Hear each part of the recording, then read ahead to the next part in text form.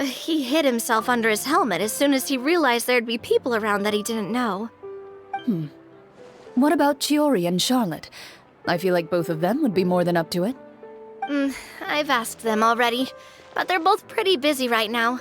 I just gave the members of the Spina a few days off, too, so I don't want to bother them either. This is getting pretty difficult. Navia, Clorinde, what's up? Oh my. Well, if it isn't my dear partners. How are you all doing? Huh. Navia? Huh? Oh, you mean... Yep, this is our chance. Do you need our help? Oh, precisely. My dear partners, we've got a huge problem right now that only you can solve. Whoa, for real? Absolutely. We've already exhausted all our other options. Traveler, Paimon, would you join us and play Marechaussee Hunter Judgment Day? Marechaussee what now? It's a new game script by the Tabletop Troupe, a local roleplay adventure club. Ever heard of the Tabletop Troupe? They put out games that allow you to participate in a story and roleplay characters with your friends. Oh, I've loved their stuff ever since I was a kid. That sounds super interesting. Clorinde and I are both veteran members of the club. Recently, someone came up with a new script and was looking for people to help playtest it for them. And when they asked, of course I couldn't refuse. I mean, come on, a brand new script? Nobody has ever played it before. Generally speaking, scripts at that level of development have a lot of issues, but I think this one is pretty solid. The author obviously put a lot of work into the story, and the world building is also quite credible. Whoa. I know I was the one that handed you the script, but some of us haven't read it yet. No spoilers, please. Anyway, the script calls for a team of 4. Ah, yes. We're missing one final player right now. So, you're saying you'll help us out? I knew I could count on you, partner. Paimon and the Traveler are kind of a package deal. Is that okay? That's not a problem. I'll adjust the pace based on the actual number of players, and ensure that everyone has a good time. Well, Traveler, what do you think? Wanna play? Paimon will follow your lead. Well, that solves our problem. You have our thanks.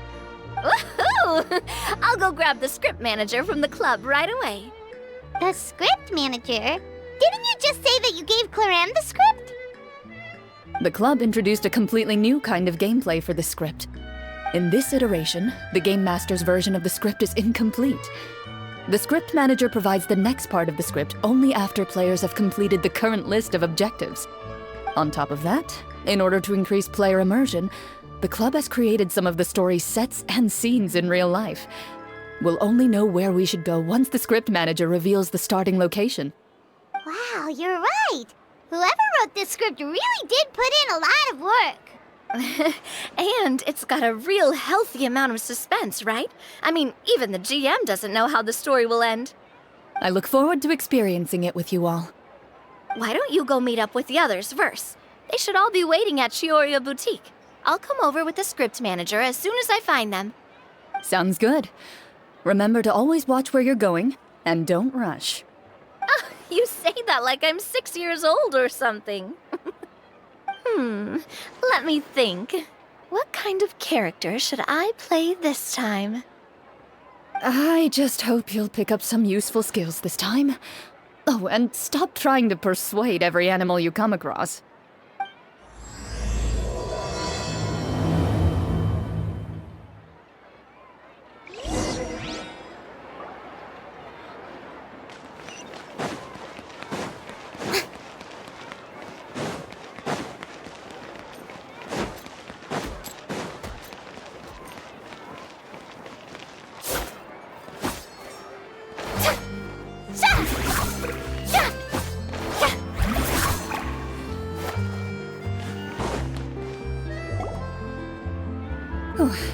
Sorry to keep you waiting.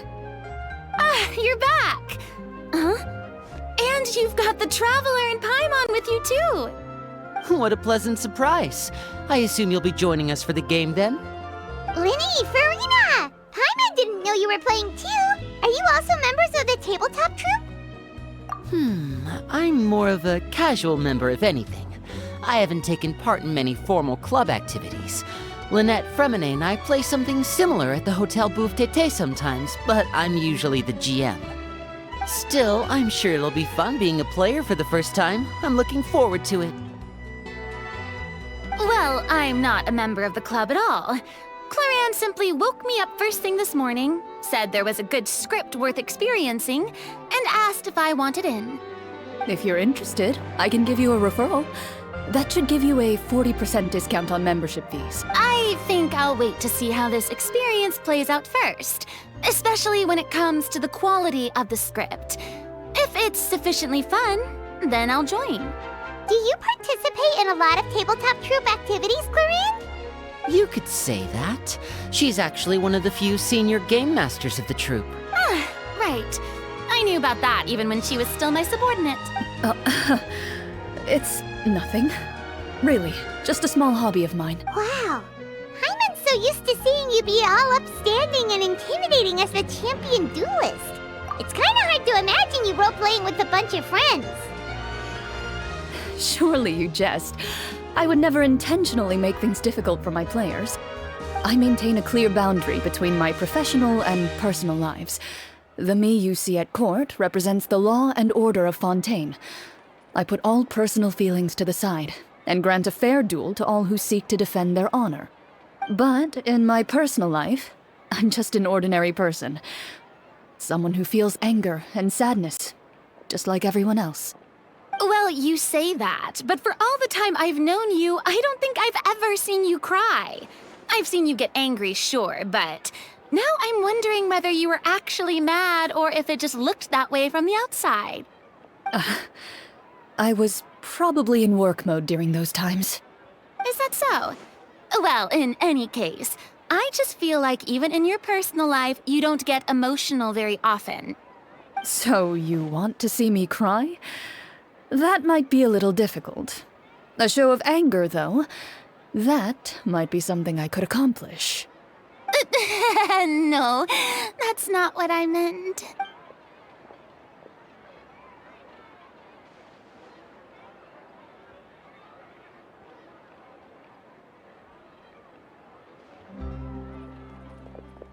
Ah, I'm back! Here, allow me to introduce you to the script manager, Mr. Florian. Pleasure to meet you all. Hello. Wait, are you a champion duelist too, Mr. Florian? Oh, no. This is just the costume provided by the club. I occasionally play a few of the roles in my scripts. That sounds like a lot. It's nothing. It's the least we can do to give the players a more immersive experience. Anyway, allow me to give you a brief introduction of the script. This script was adapted from the real history of the Marechaussee Hunters. You all will play the role of hunters from a bygone era and resolve a series of events unfolding in the capital. Paimon's not super familiar with the history of the Marechaussee Hunters. Is that a problem? Oh, no problem at all. I can give you a brief rundown. So, basically, Marechaussee Hunters were people who dedicated themselves to hunting monsters and protecting the city by using a special swordsmanship technique passed down over generations. Their story can be traced back to the ancient Remurian dynasty, as well as the first hunter, Cassiodor. But I'll leave the finer details for you to seek out and discover later. And I'll provide additional commentary as the story progresses. In that case, brave hunters, are you ready to set out on an unknown adventure? Whoa, just one sentence and it's like we're in the story already!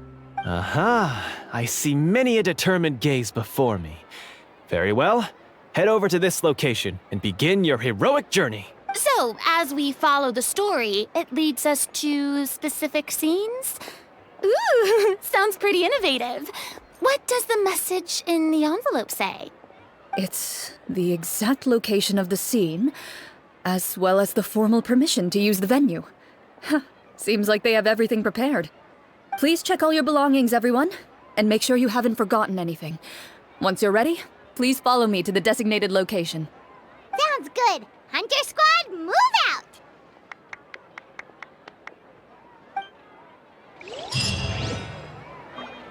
Welcome to Cheerleading. For tailoring services, please.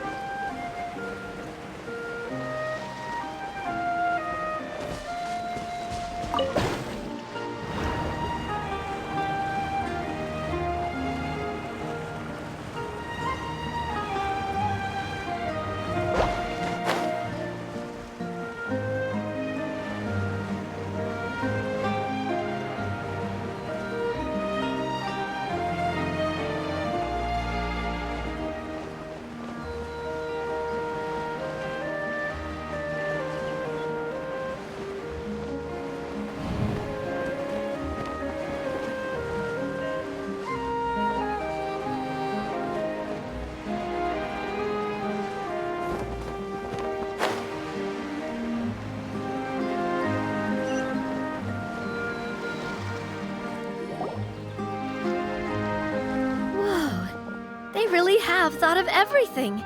Even the phaetometer is here and ready to go for us. The phaetometer? What's that? It's a card that's used to determine action success or failure. We'll need to use it when we try to use certain skills. And what about all the dessert and tea? Is that for us as well? That's what the message said. Really? That's so nice. It feels just like a tea party with friends.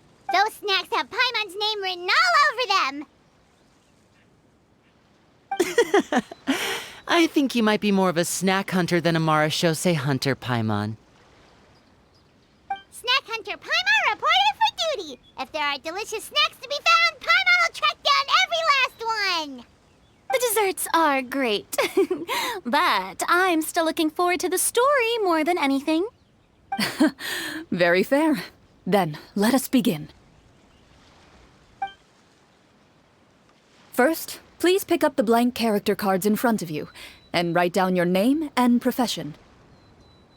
You can find an abbreviated version of the rules printed on the back of your character card. If you have any questions, feel free to ask me. In this story, everyone is a Marachose hunter. To reflect this, the club has prepared a small badge for everyone. Ooh, nice. As hunters, you have proficiency in swordsmanship and fighting by default, so there's no need to allocate any additional skill points to those areas. Swordsmanship? So there's a fighting part to all of this?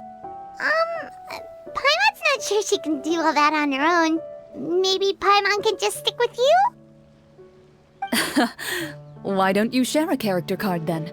The Traveler will be the Marachose hunter, and you can be his little floating assistant.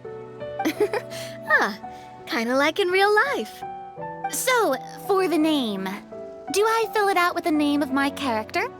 Yep, it can be any name you like. You can use your real name too if you want. I do that whenever I get too lazy to think of a new name.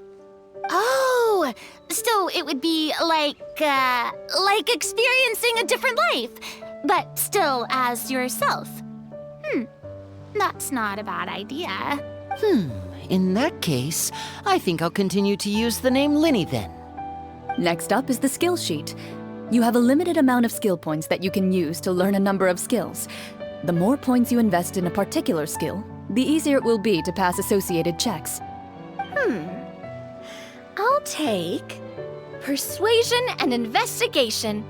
Those are must-haves when it comes to missions like these. Oh, those skills sound like they'd be useful for gathering intelligence. Good idea, Navia. Just as expected of a veteran player. So should we also take those skills then? Not necessarily. Since we're working together as a team, we could leave the negotiations to Navia and use our skill points to pick up other useful skills. For example, I think I'll take stealth and sleight of hand. That will give us more options if we run into any situations we can't negotiate our way out of. Oh, interesting. I wasn't thinking about it like that. I suppose it's not so different from an acting troupe. Everyone has their own role to play. Let me see. I'll take arts and performance. I'm not quite sure what use they'll be, but I'm not as knowledgeable about the other skills, and I am not too confident I'd be able to roleplay them well. Well, that leaves us. What do you want to learn, Traveler?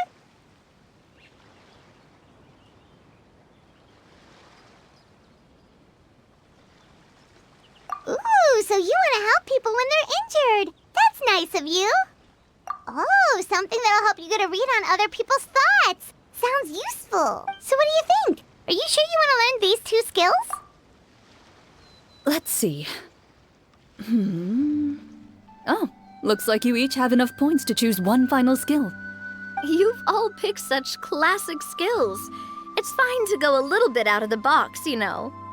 Why do I get the feeling she's getting ready to cause trouble? For example, this one here. Summon. Doesn't it sound super mysterious and cool? Oh, I saw that one just now as well. The description says, this skill can be used under certain circumstances to summon characters or creatures that fit the script's world-building rules. The script's world-building rules, huh?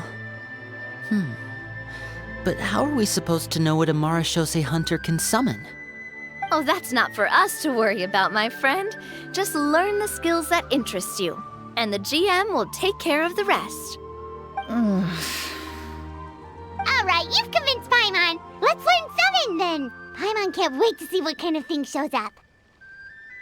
Well, now that everyone's more or less finished creating their characters, we can begin. Since 2 of our players are doing this for the first time, though, let me ask. Would you like to play on easy mode or authentic mode? What's the difference between the 2? Well, in role-playing games, the story sometimes changes based on the decisions of the players and the results of the Fatometer. For example, if you fail a check, that means you cannot use the target skill in that scenario. A critical failure may even result in further negative consequences. If you choose to play in authentic mode, every time you elect to use a skill, you'll need to use the Fatometer to see whether you succeed or fail, and face any consequences that may follow. If you choose easy mode instead, every check will be successful by default, and you won't have to worry about luck playing a factor.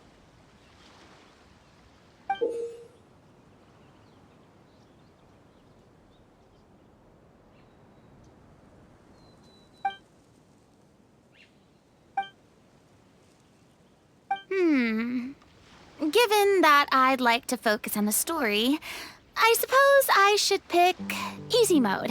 Huh? Oh, come on. Don't worry about that. RNG is the lifeblood of role-playing games. I'm going with authentic mode for sure. Never knowing what you might have to overcome. Ugh, doesn't that sound exciting? I'd rather be mentally prepared for what might happen. All right, then I'll mark down Farina for easy mode. All her checks will be successful by default. As usual, Navia and Linny will play on authentic mode. What about you, dear partner? How would you like to play? Are you sure? Trust me, you'll see the beauty of RNG. Honestly, I don't think Clorinde would make things too difficult for us no matter what the Fatometer says. Isn't that right, Clorinde? No promises. That wasn't super reassuring. Well, anyway, enough talk. Let's get started. I want to experience at least a good chunk of the story today. Speaking of the story, why is the beginning scene on a beach? Well, that's because... A long time ago, back when human civilization was still in its infancy, powerful demons and evil sorcerers ruled over the land. They created a host of monsters and sent them to slaughter all humans in existence. Soon, a group of human rebels banded together. With their swords raised, they swore to brave the darkness, and in doing so, subdue each and every monster that sought their destruction. They became known as the Marachose Hunters.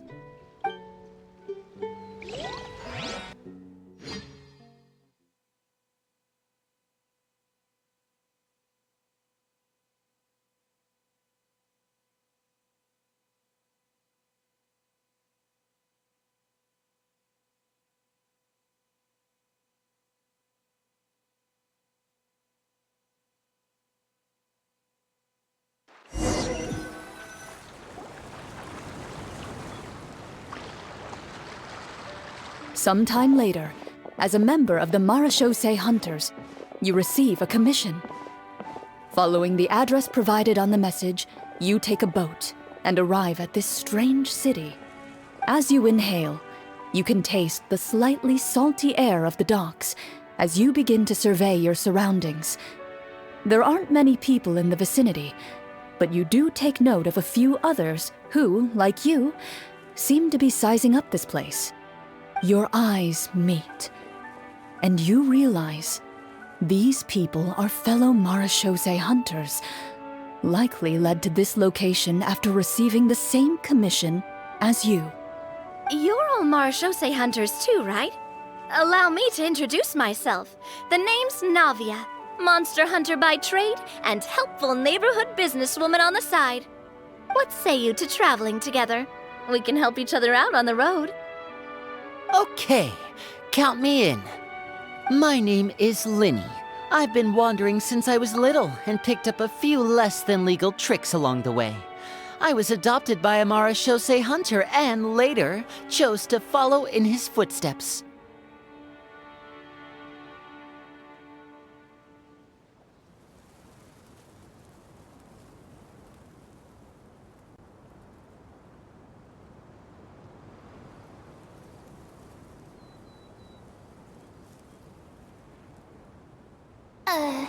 Is this where you introduce your character to everyone?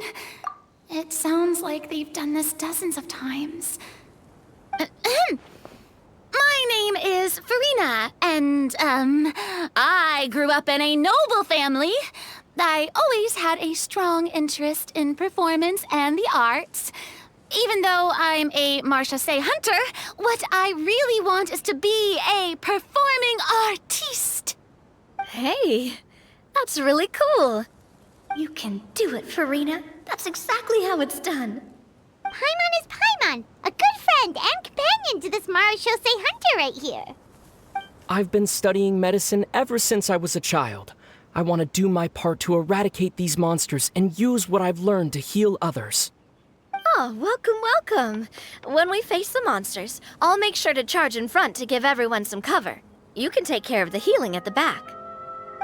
You open your envelopes at the same time. The message reads, "To the honorable and trustworthy Marachose hunters, our kingdom is currently facing a grave crisis.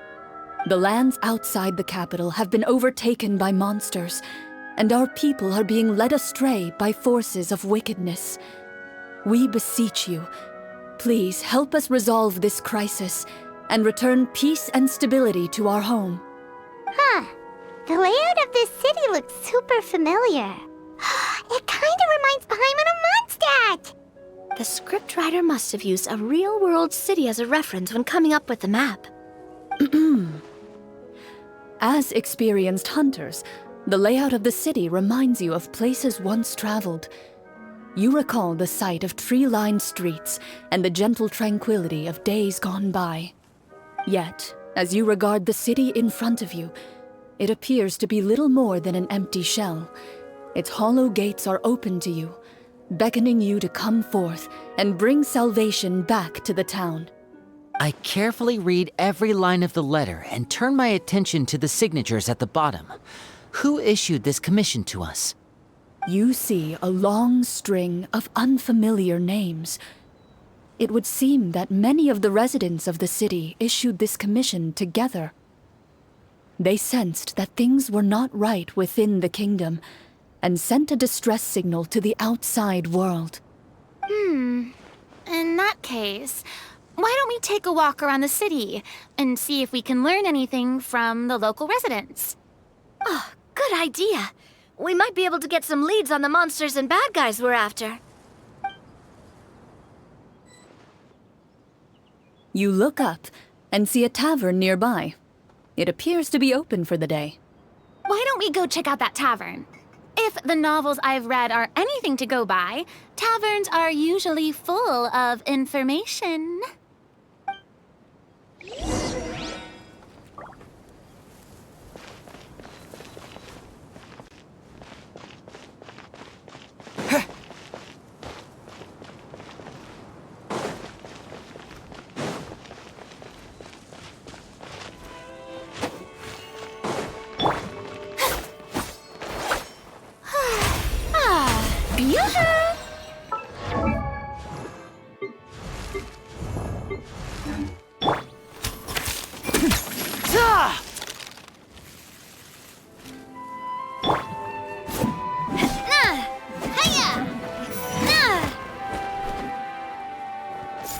Feeling lucky? Umbrella warfare, I guess. Strike a pose! And whoop! Umbrella warfare, I guess. Ha!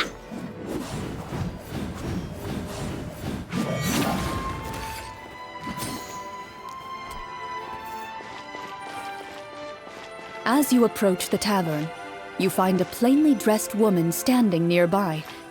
She appears to be rather troubled about something.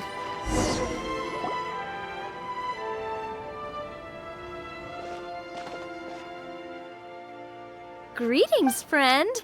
Lovely weather we're having today, don't you think? Oh, hello. I suppose you're right. The weather today is quite lovely. If only those monsters out there would stop causing trouble. It seems like every character included in the script has a certain amount of useful information to offer.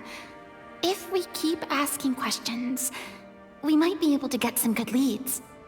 Oh, come now, don't be sad. Life is all about optimism. Oh, that reminds me. What did you have for breakfast this morning? Huh? I don't think that's the kind of question we're supposed to ask. Nothing turns a frown upside down like good food. How about some macarons? I could make you some. You didn't even take cooking as one of your skill proficiencies. That's not necessary, miss. Excuse me for saying this, but you don't really look like a chef. Besides, I'm not really a fan of sweets.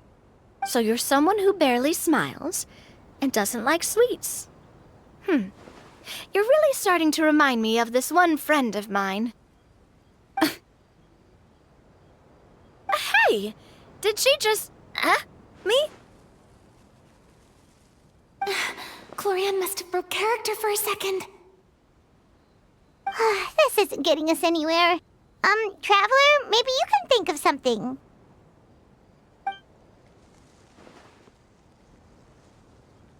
The results of insight checks aren't disclosed to the players, so I'll be the one consulting the fatometer.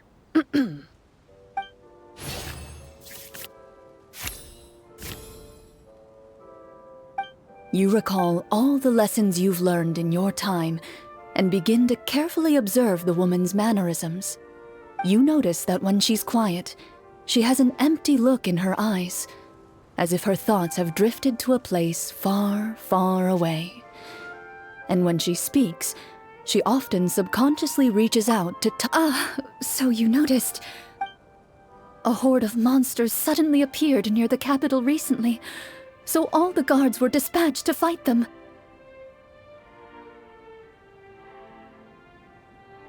Do you remember when those monsters appeared? I'm not completely sure. All I know is that my husband was dispatched to fight them 3 days ago. Do you know where he was sent? It all happened so fast. When we said our goodbyes, he couldn't even tell me where they were sending him. You have our thanks, friend.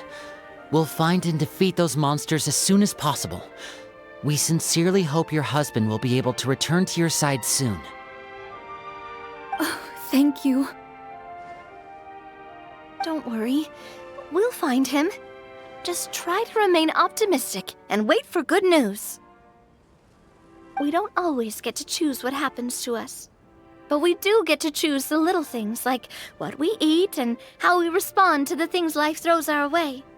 I hope that one day, you too will recognize the power of something as small and inconsequential as a delicious dessert. I'll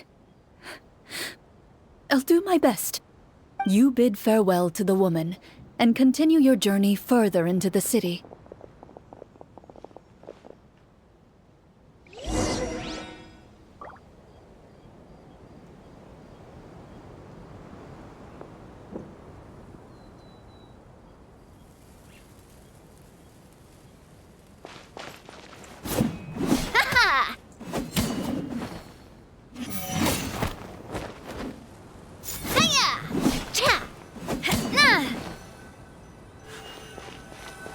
As you venture further into the city, the streets appear largely empty.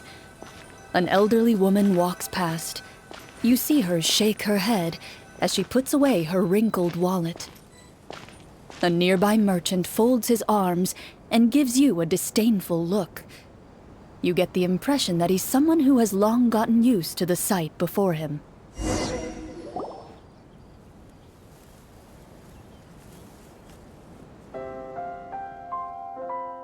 Although he doesn't seem very... Pardon me, sir. That depends. How much are you willing to... How about... What do you take me for? Some look... Surely an onion can't be that expensive, right? What do you know? War's nearly upon us. Everything costs several times what it did before. If you're not gonna buy anything, then scram. Whoa, what a nasty guy. But he still might have information we need. Traveler, can you think of something?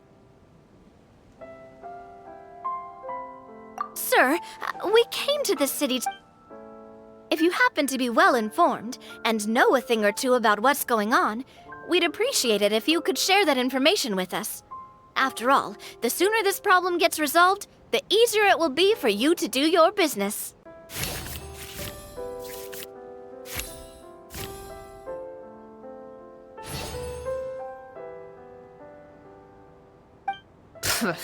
Well, things are basically as you said, young lady. Those monsters are camped outside the city, and they've been destroying all our trade routes. We have limited reserves within the city, so if this continues, we're all gonna be in big trouble. Wait, you're saying no one has put a plan in place to distribute supplies or maintain order? We could all starve and those nobles in the palace wouldn't even break a sweat. Who knows? Maybe they've been in cahoots with the monsters all along. That is concerning. All right. That's all the information you need, right? Off with you now. I've still got business to do. You know, if you smiled a little more, you'd definitely get more business. And I bet that would make your life just a little bit sweeter.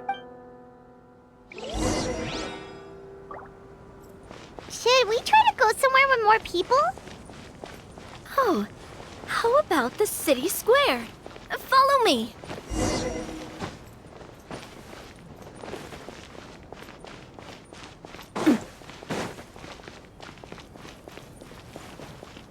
It doesn't seem like there's any information to be gained from the area up ahead. You conclude that this area is best left unexplored at this time. It doesn't seem like there's any information to be gained from the area up ahead. You conclude that this area is best left...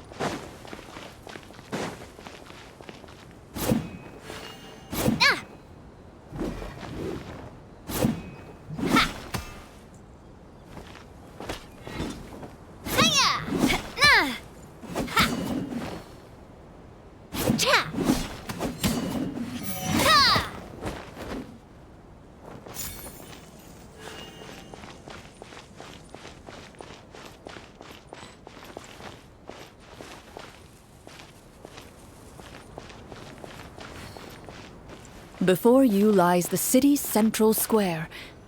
You see a man with a slightly anxious look on his face, pacing back and forth, his head hanging low. He doesn't seem to notice your approach. Still immersed in his own thoughts, he shakes his head and lets out a long sigh. This guy seems promising enough. Maybe I can get some information out of him. Hello, sir. Is there anything I can do to help you? Wait, you're... I'm...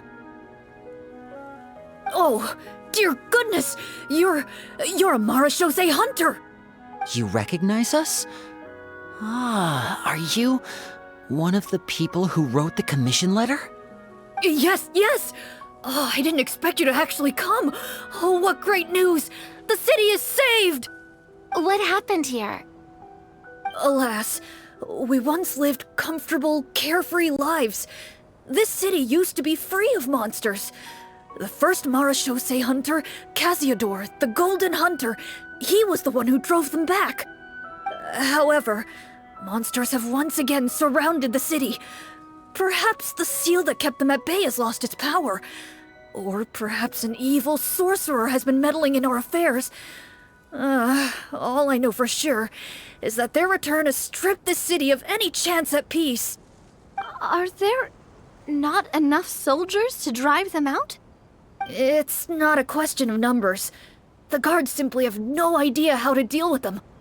Most people my age have never even seen one of the monsters, much less been trained to fight against them. What's worse, many of us don't even know the history of the Marashose hunters anymore. When I was a child, though, my grandfather would tell me stories about how the Marashose hunters drove back the monsters. So, on the off chance that something might come of it, I decided to reach out to you. To be perfectly honest, I was starting to think all those stories were just tall tales. But now that I've seen you in person, I finally know that it was true! Well, you can rest easy, friend.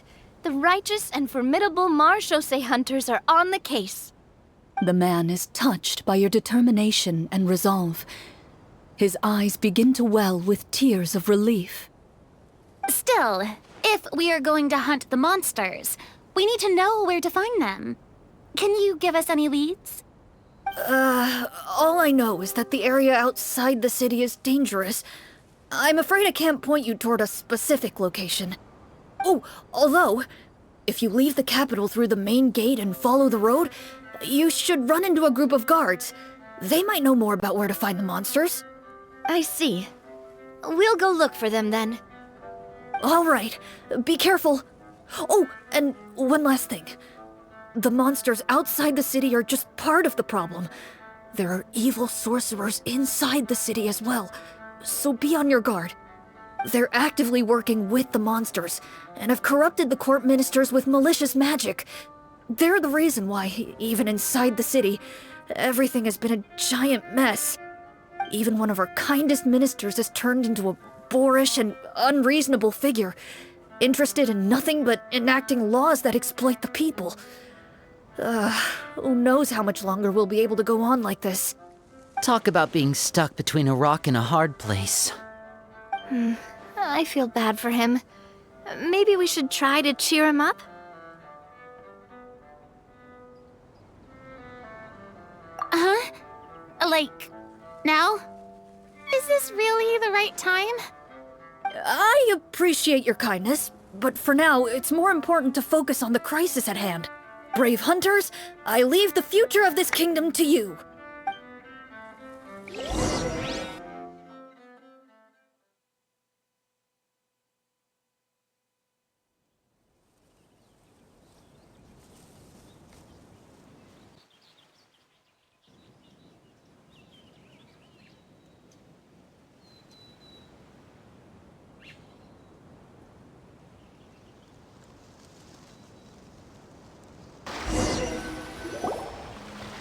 If I understood correctly, there are currently 2 problems in the kingdom that need solving, right?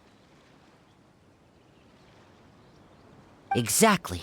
We need to defeat the monsters outside the city and take down the evil sorcerer stirring up trouble from within. But which problem should we tackle first? Well, this seems like a good moment for a break. Take some time and discuss what you want to do. Let me know when you've made your decision.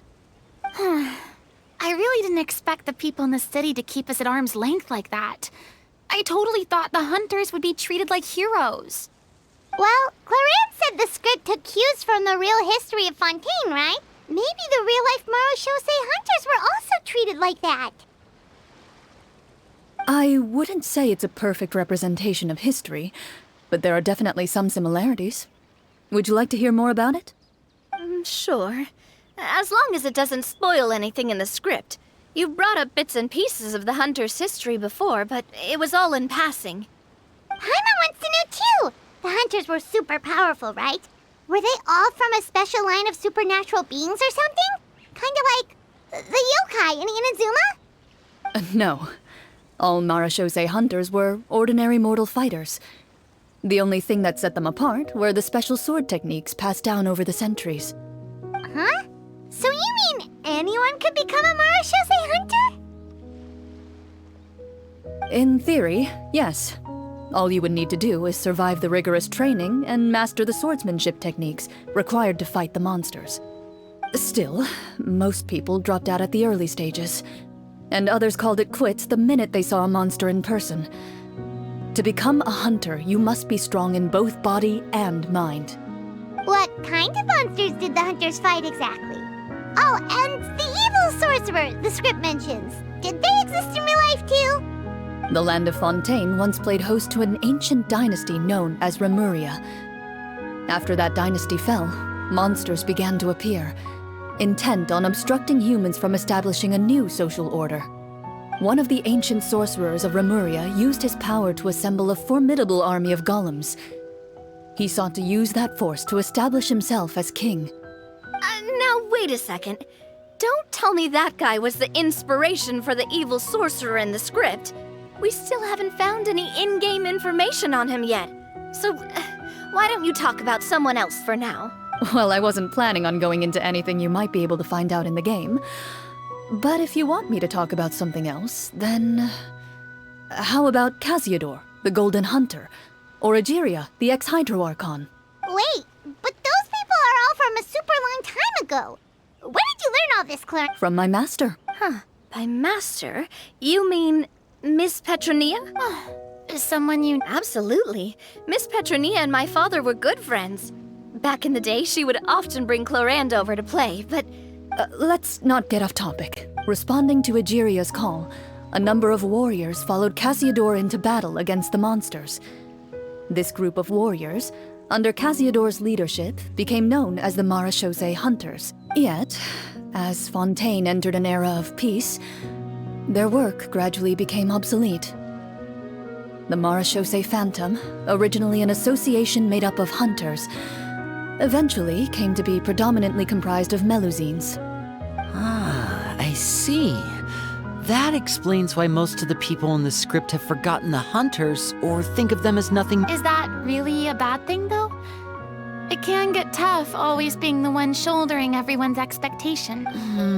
Depends on who you ask, I suppose.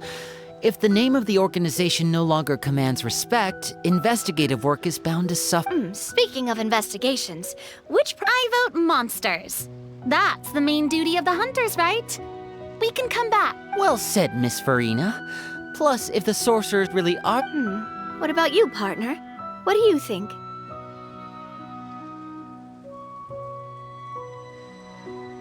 It's decided then. All right. After some discussion, you decide to turn around and head out of the city.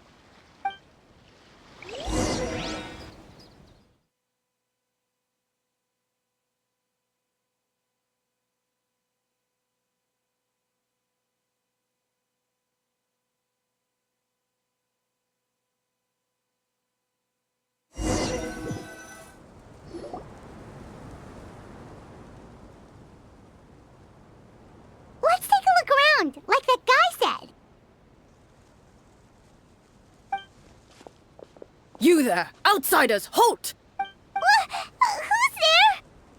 An armored man approaches you. He has a tall, muscular build and a determined expression in his eyes. Just one look, and you can tell he's fought in his fair share of battles. Although he's trying his best to conceal his current state, his uneven gait and the sweat dripping down his forehead make it obvious that he's been wounded and is in serious pain. I'm the captain of the guard. I saw you sneaking around the city earlier, so I'll only ask this once. State your purpose, or it's off to the dungeons for the lot of you. Wow, it's been a while since someone's been this suspicious of us. I said talk, not whisper between yourselves. Have you ever heard of the Marchese Hunters? Marachose hunters? Ha! That fairy tale, you mean? What, you expect me to believe you're one of them?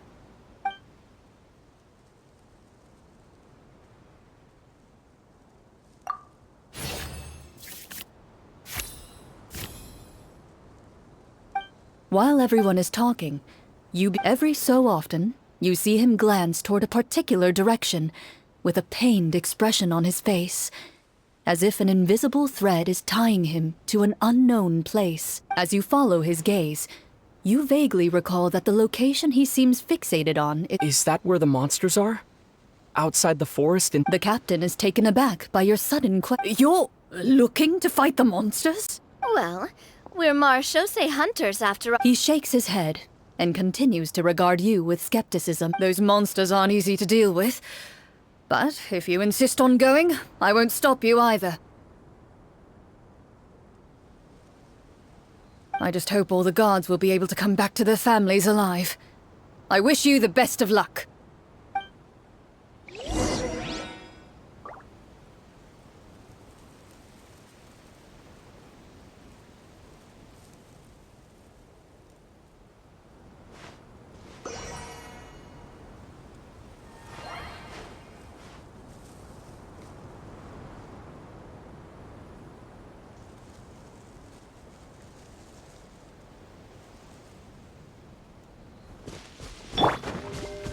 Based on what the captain said, the monster should be right up ahead. Let's go. Hopefully we're not too late.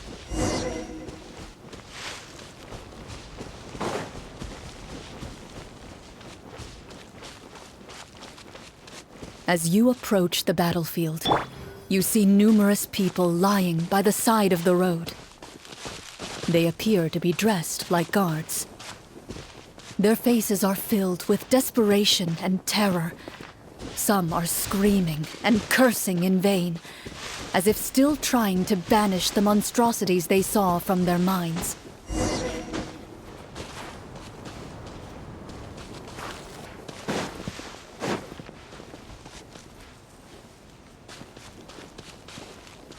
A few of the wounded look up at you in shock and disbelief.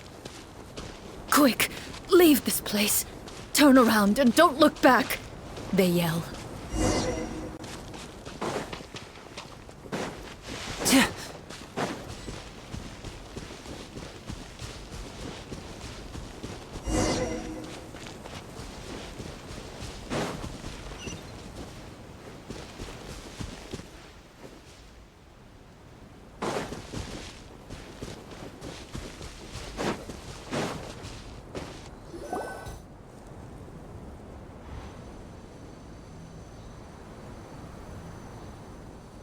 This is the place he mentioned, right? You see broken iron swords scattered all around you, and downed trees riddled with terrifying claw marks. All the signs point to one thing. A truly devastating battle just took place here. Be on your guard, everyone. The monsters might still be around.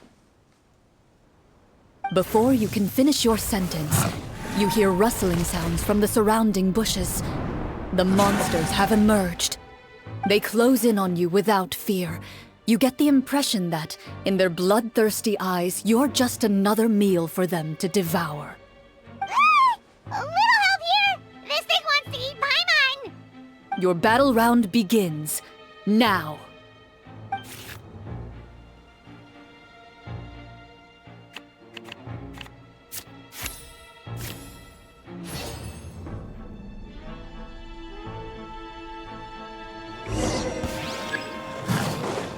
Step right up. Let's get this show on the road. Shia! Time to shine! The next battle round begins now. Watch out! Hey there! The monsters let out a terrifying roar of anger and resentment before dissipating into thin air. Ugh, thank goodness it's over. We're lucky the Marashose Hunter class came with all those preset skill points. Otherwise, we would have been in some real trouble. I never knew the photometer even determines the amount of damage you inflict. If you get unlucky, isn't it just game over right then and there? That's part of the fun. The uncertainty of fate is what gives these games their appeal. Just as you begin to celebrate your victory, a suspicious lump on the ground catches your attention. A suspicious lump? Wait, could it be the thing that appears after every battle? I walk up to it, crouch down, and begin to carefully examine it. I've still got my right glove on, so it should be fine for me to touch it, right? As you investigate the mound, you discover that the exposed portion appears to be made of wood. It was previously obscured by the large form of the monsters. With the monsters gone, the small protrusion now awaits your discovery, poking out of the ground like a shy flower bud. Whoa, it's a treasure chest!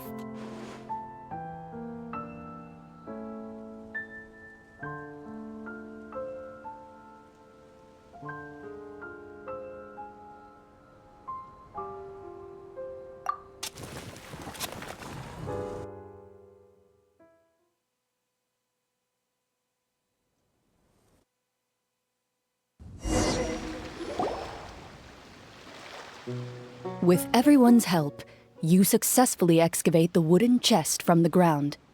Even without opening it, you can tell from the mora and jewels scattered around the chest that it must contain quite the fortune.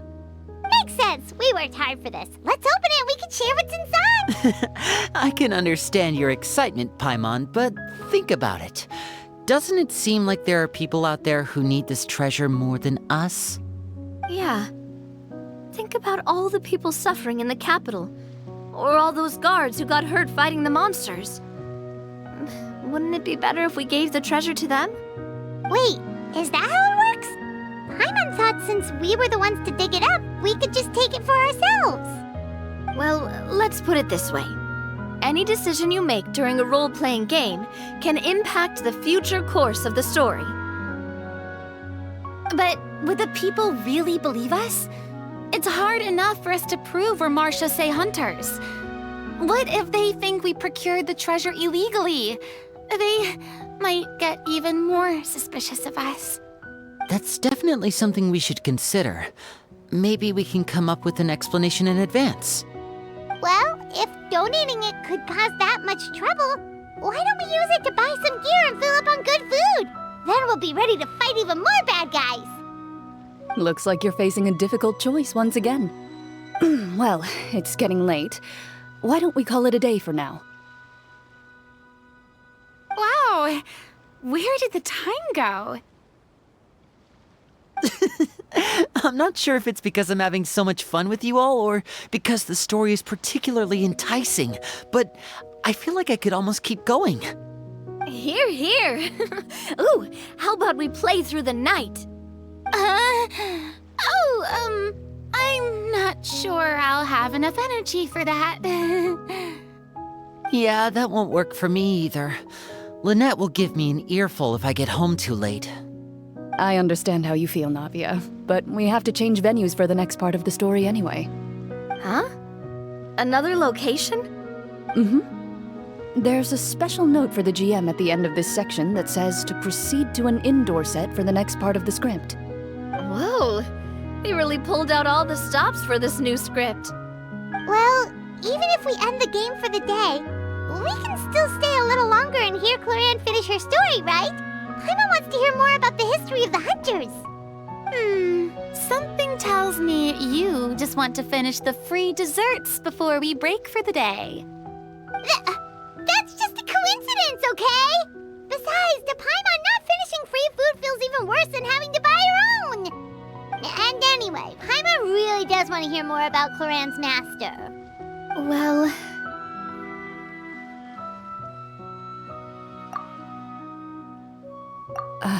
It's nothing.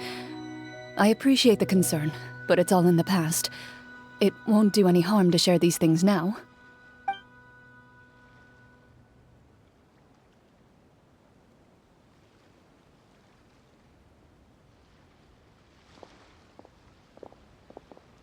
My earliest memories are of living with Master. According to her, she saved me from certain people of ill repute. My birth parents had left me behind some time before that. What a heavy beginning for a life story. Master was a fascinating individual, if inexperienced in the ways of raising children. My first ever toy was a short sword. Although I suppose it wasn't so much a toy as something Master removed from her waist and handed to a noisy child in need of distraction. Oh, wait, so she handed an actual sword to a child? Isn't that dangerous? Did you hurt yourself? Of course I did. I cut my palm and bled quite a lot. But Master was not concerned. She just stood there and casually lectured me about it. See, that's what you get for not holding the sword properly, she told me. She then crouched down next to me and said, "Give me your hand. I'll teach you to bandage this wound. After that, it's time to learn how to truly hold a blade." Excuse me for asking this, Clorinde, but how old were you exactly when all this happened? Probably around, 3, give or take. 3? Isn't... As I said, Master was rather inexperienced in the ways of raising children. She believed trial and error was the best way to teach a child what they're capable of. I'm not so sure this is a question of experience. I didn't see anything wrong with her ways at the time. And anyway, children don't get to choose how they're raised. Oh, she did bring me back a pet from Liyue once. It was a Geovishap hatchling. A Geovishap hatchling? For a pet? That seems even more dangerous. What she said was this: make sure to get along, you two. If you really can't agree on something, just settle it with a fight. Whoever loses is the real pet. And how old were you when this happened? 5. Well, did you win? No, I lost. So you're saying you actually became the Geovishap's pet? Yes, but only for a week. By the end of that week, I defeated it in combat, and we've shared a cordial relationship ever since.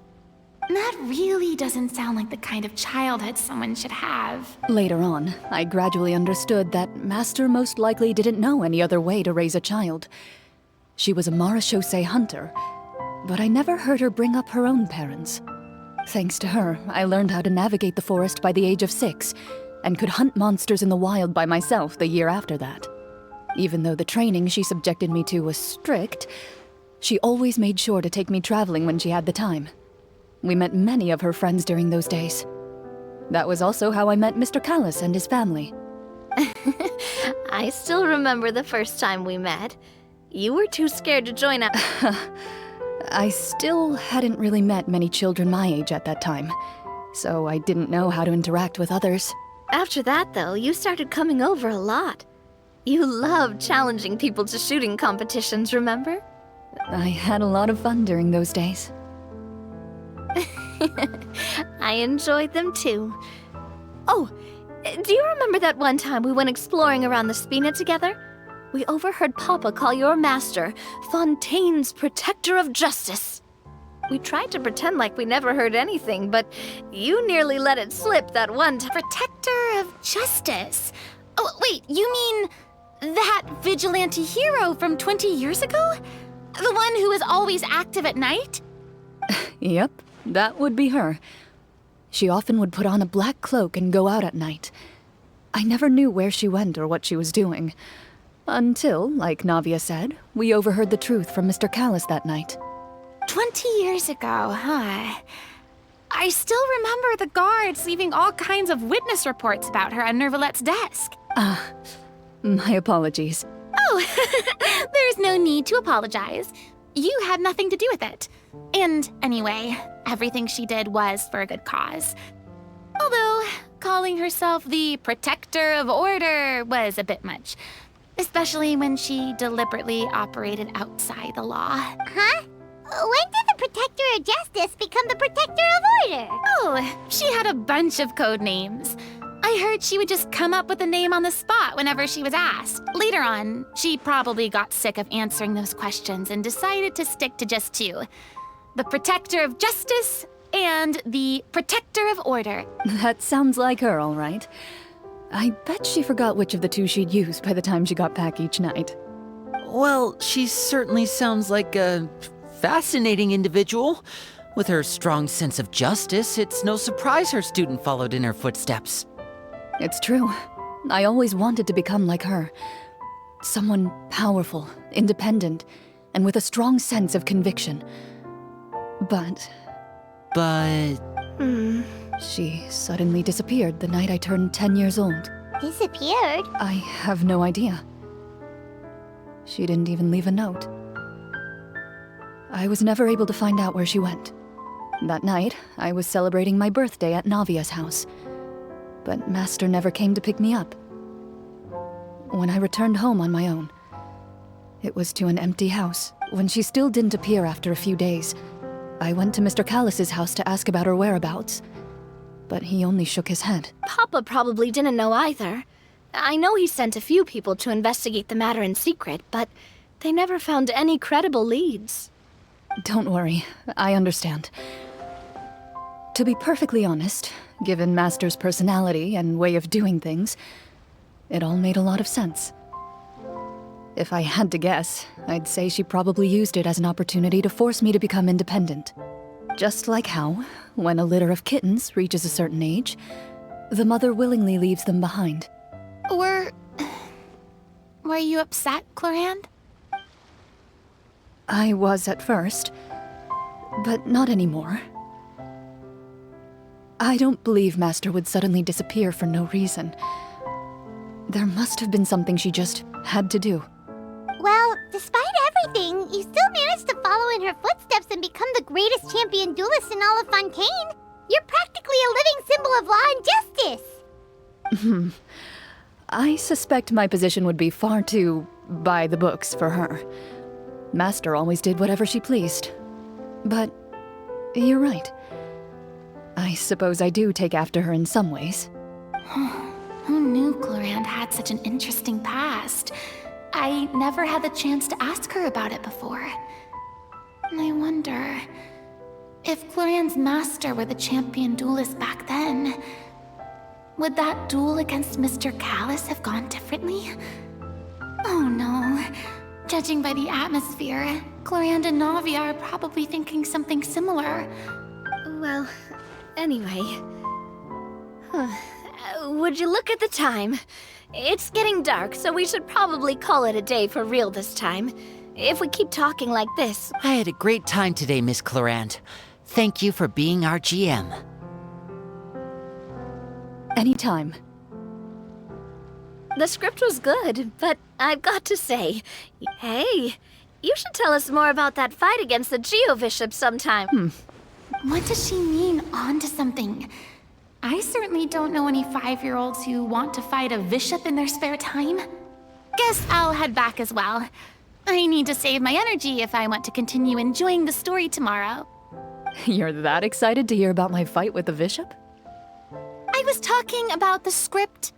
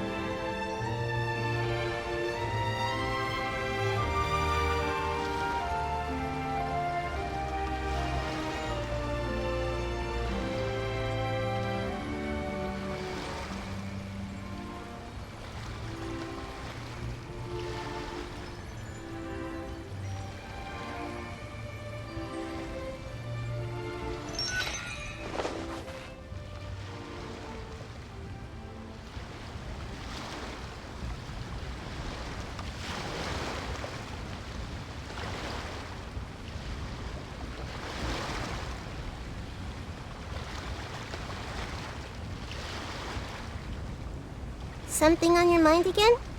Let's work through it together. 2 heads are better than 1.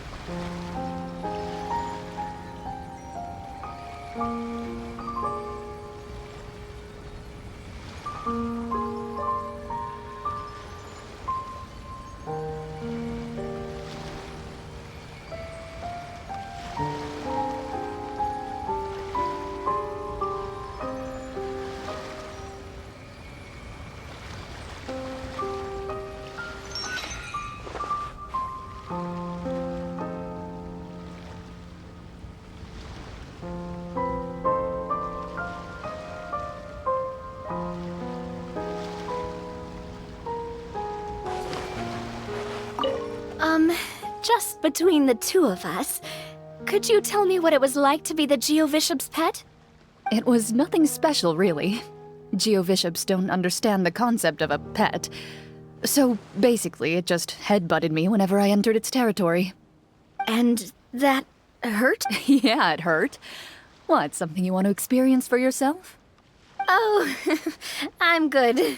Thanks.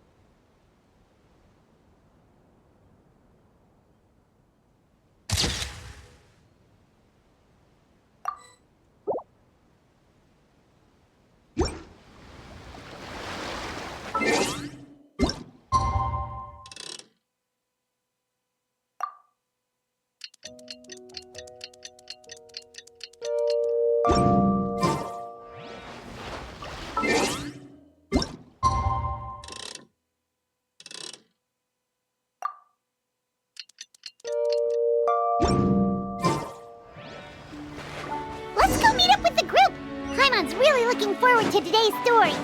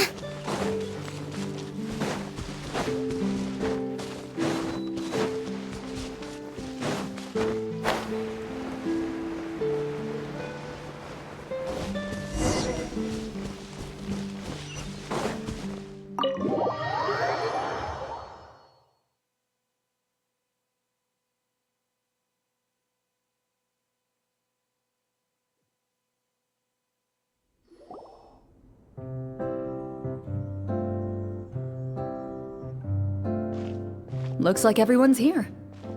Now, before we begin, why don't we finish where we left off yesterday? There was an important decision to be made, yes?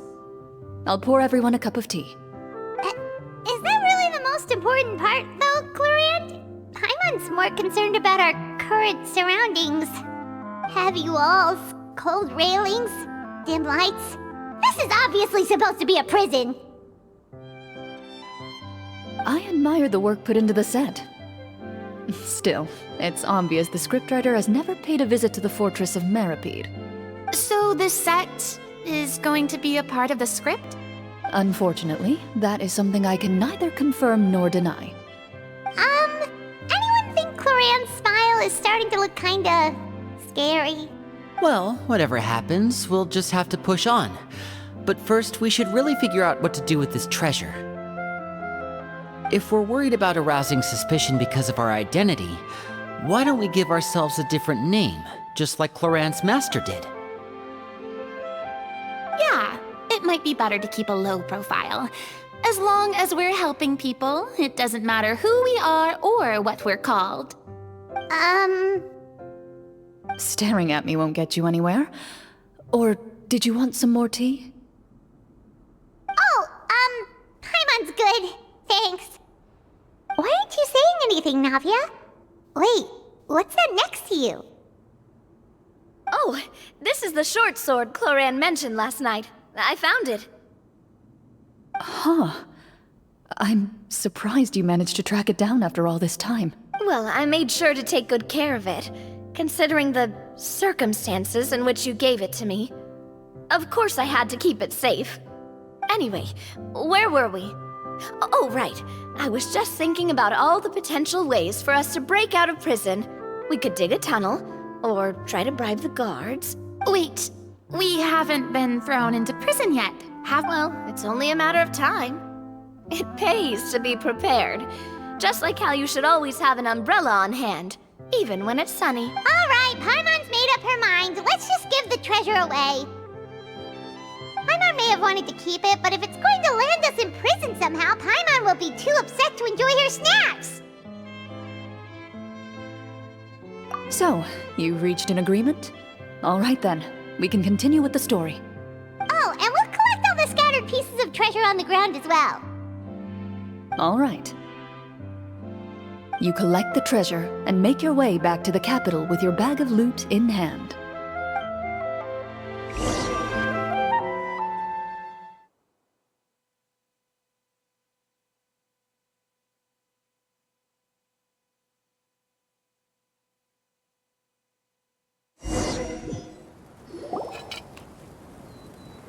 The city is still shrouded in a gloomy, oppressive atmosphere, but your spirits are surprisingly high. In places where sunlight struggles to reach, you generously share your wealth with the children, the elderly, and the poor in urgent need of help. Thank you, kind soul. The elderly woman's look of gratitude follows you as you walk away, her eyes never leaving your back until you move entirely out of sight. However, there's still quite a bit of Mora remaining. It appears you haven't made much progress. She's probably trying to tell us to speed this up. We need to hurry up so we can address the sorcerer problem. Should we go find that man again at the square? He seemed like a pretty responsible guy. I'm sure he knows the people here far better. Oh, good idea! Just as you start to make way to the square, intent on finding the man again, there's a voice.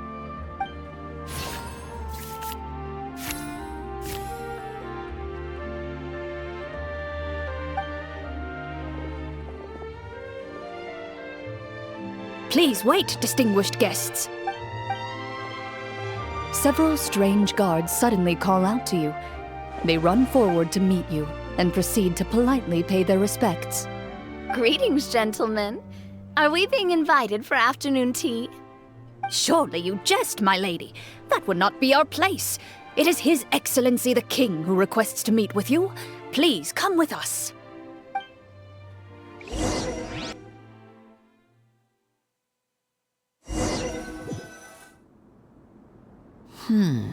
Do you think this could be a trap? Well, we have to investigate the court at some point, right? Meeting the king himself would be a fantastic opportunity to do that. I say we go for it. If something happens, we'll just turn the whole place upside down. That sounds a little intense. After a quick discussion, you nod to the guards and agree to follow. They lead you all the way to the audience hall of the palace. Gilded tables line both sides of the hall. The space itself is adorned with all manner of expensive antiques, glass shelves, and silver candlesticks. The items appear quite ordinary in size and dimension, yet their presence somehow makes the emptiness of the hall feel even more surreal and ominous. Wow, it's so luxurious! The elderly king, clad in a magnificent robe, sits upon the deep crimson throne before you. He wears above his head a majestic crown, with a gemstone the size of a bird's egg set right at the very front. As you observe it, you see a complex pattern of light reflect off its surface. They're here, Your Majesty. A man dressed in dark clothes, likely a minister, shields his mouth with his hands and bends down to whisper a few words to the king. After a moment, he lowers his hands and stands back up. His gaze shifts to fixate on your group, but he does not move from his place at the king's side. The king does not appear entirely aware of his surroundings. The man by his side, though. We should keep a close eye on him. The king remains still and says nothing. The minister is the one who speaks. Esteemed guests, allow me to thank you for coming to our faraway kingdom. Unfortunately, His Majesty the King finds himself quite exhausted from work. So please allow me, his Prime Minister, to welcome you in his stead. I've heard tell that your group, the Marechaussee Hunters, used your exceptional ability with the sword to repel the monsters near the capital. Such a great deed deserves to be rewarded. However, seeing that I was not fortunate enough to observe such a feat with my own eyes, you'll forgive me for seeking to verify the truth by speaking to you myself. Well, we've got nothing to hide. You brought us here to talk, right? So we'll just explain what happened.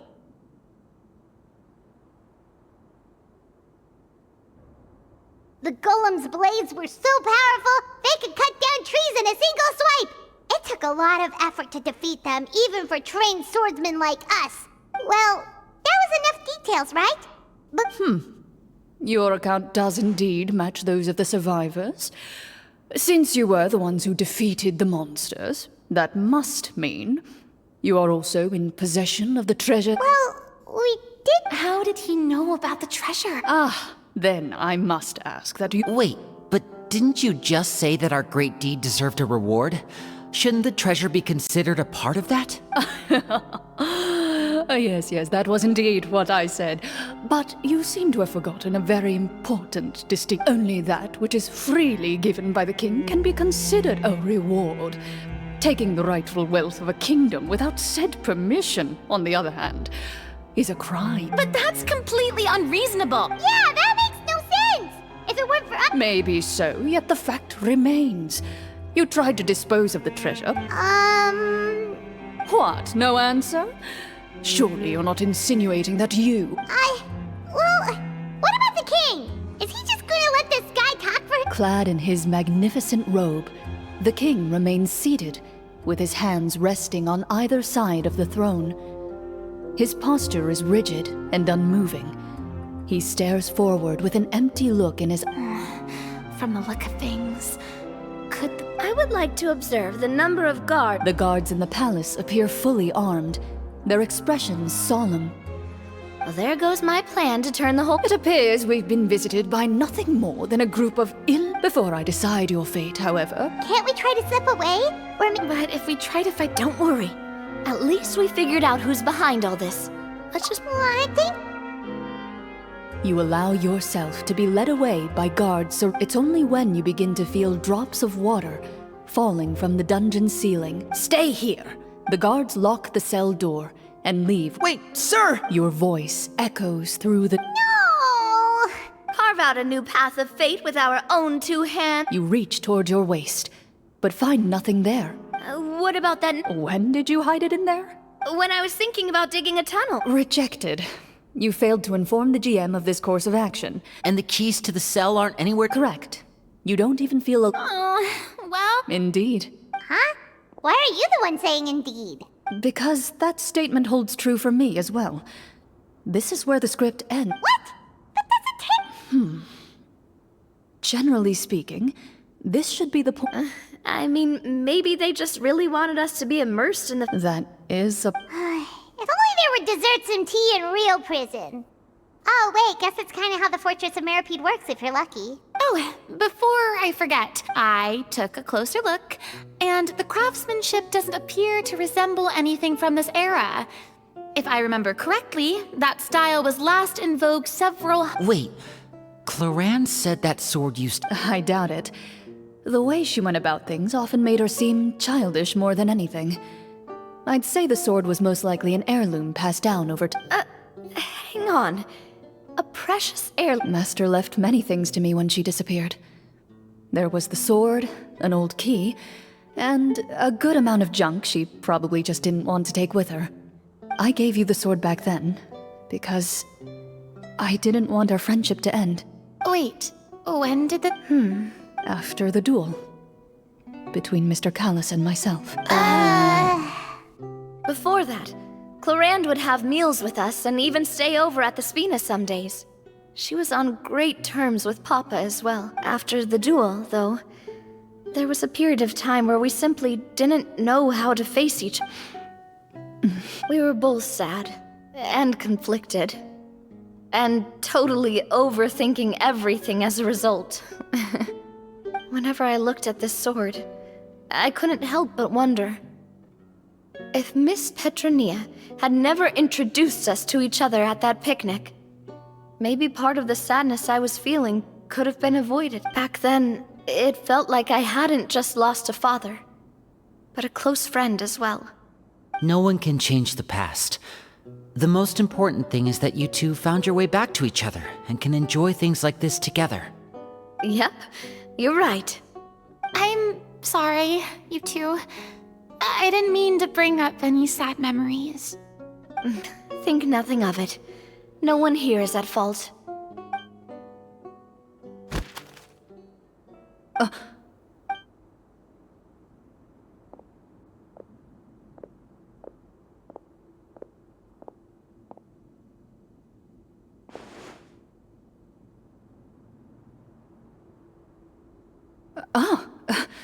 Looks like the next part of our script is here.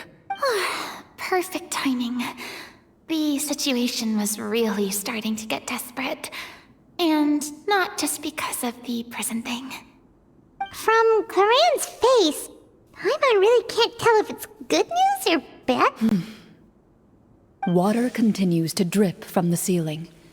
In this lightless dungeon, you lack a reliable way to tell how much time has passed.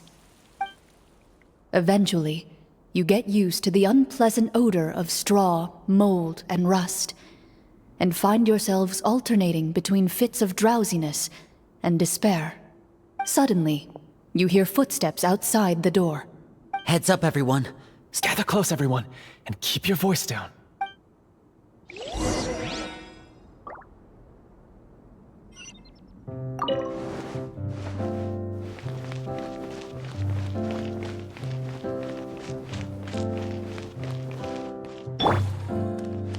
I see everything.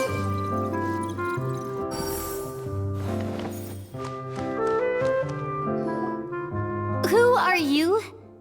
I work as a guard in these dungeons, but my true identity is the same as your own. I'm also a Marechaussee hunter. Huh? Shh! I've already sent away the other guards, but if we make too much noise... I understand, but how can we be sure we can trust you? The king has issued a formal decree. In light of the irrefutable proof of your crime, you're to be executed before tomorrow's sunrise. If you want to escape, it has to be now. Executed? We barely... Monsters appearing at the same location as... There will be time for speculation once we're out of here. As for my identity, I have no way to prove that to you just yet. Infiltrating the capital was difficult, and finding a chance to speak with you has taken a lot out of me. I could go on, but I think we can all agree that now is not the time for details.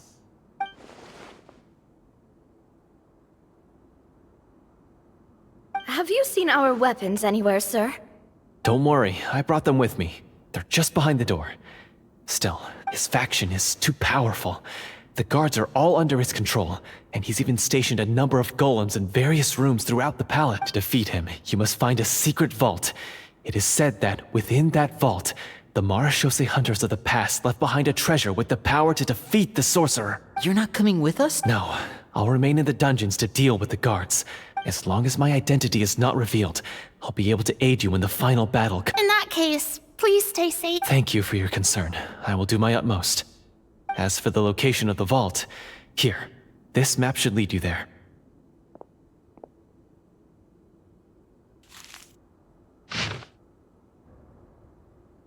Got it.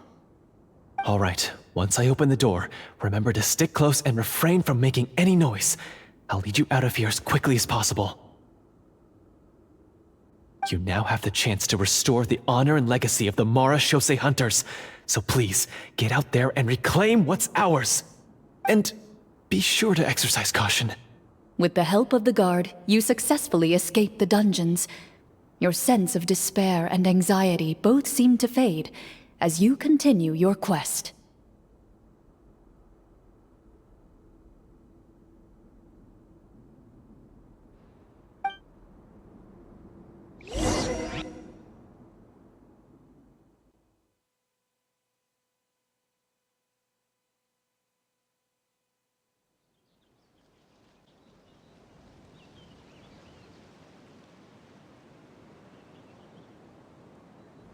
Wait, we didn't get to use our skills at all while we were in prison. Who knows when we're gonna get the chance to use that cool summon spell? That is a pity, but we can only continue to move forward.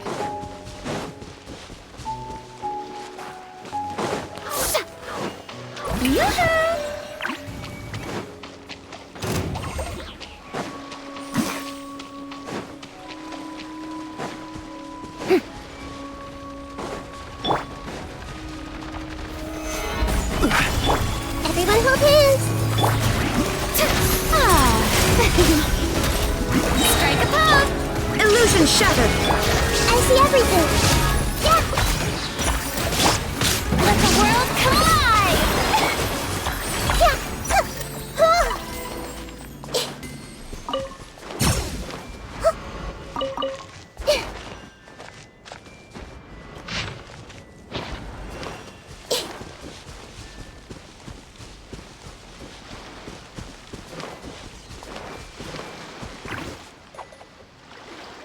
This should be the place marked on the map.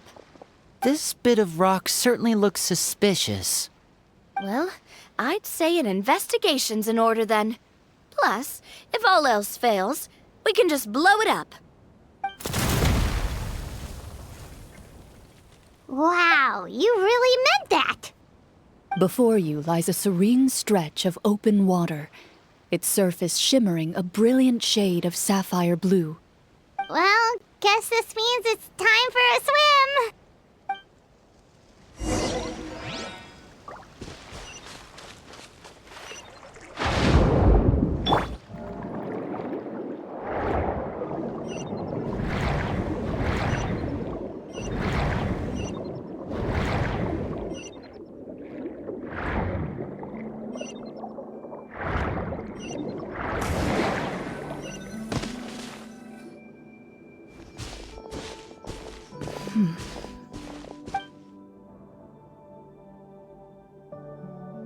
What's the matter? It's nothing. As you step into the cave, you find yourself in an eerily quiet space. Before you lies a narrow passageway that appears to trail off endlessly into the distance.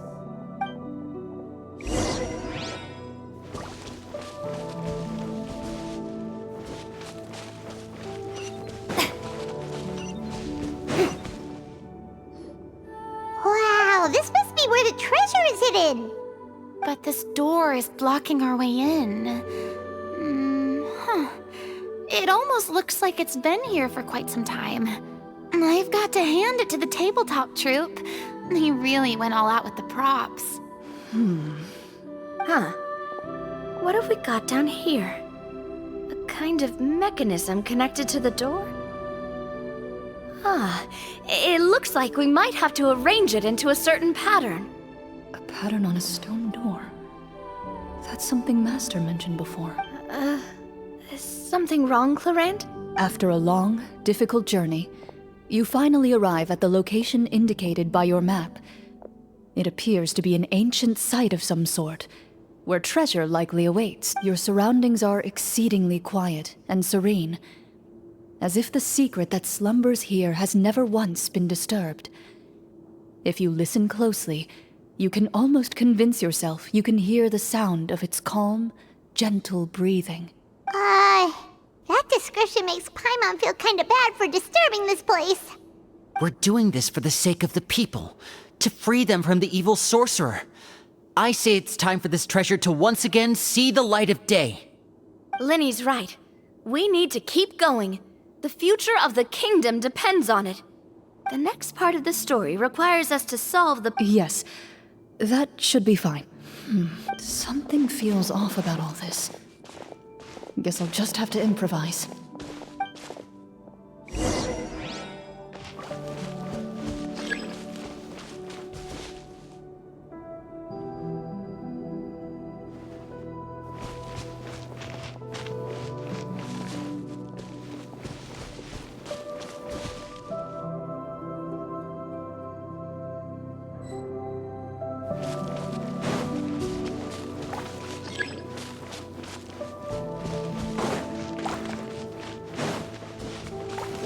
I found something!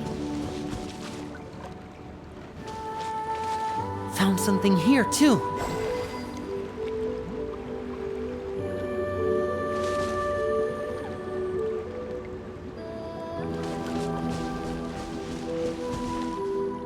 Same here!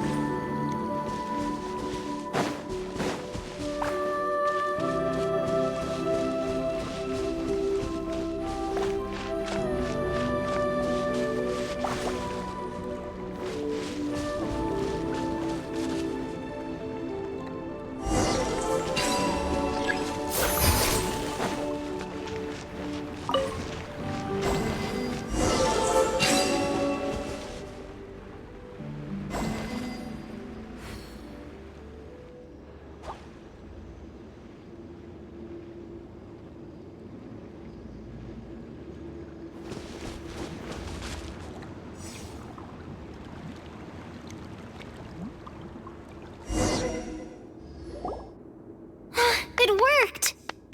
Something just appeared. Some kind of new mechanism, maybe?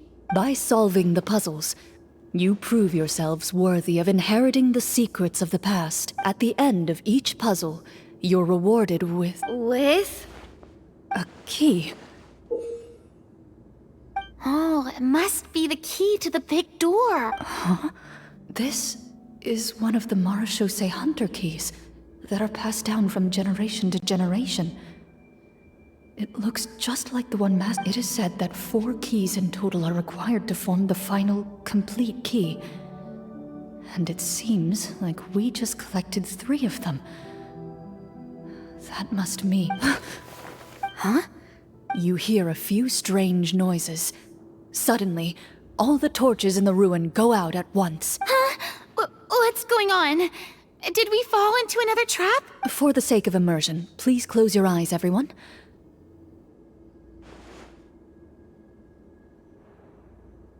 But Paimon can still see a little bit over here. Oh, right, sorry. Suddenly, you hear the sound of footsteps pierce through the darkness. There's someone else here? Oh, this is so unsettling. I can't see anything.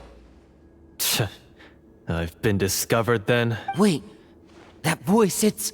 You recognize the voice as belonging to the guard who led you to this place.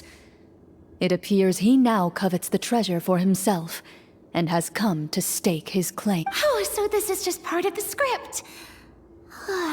Then I can probably relax. Well, if we can't see anything, that means we can't fight to the fullest of our... Judging by the way he's holding his sword, he must be a real marechaussee hunter.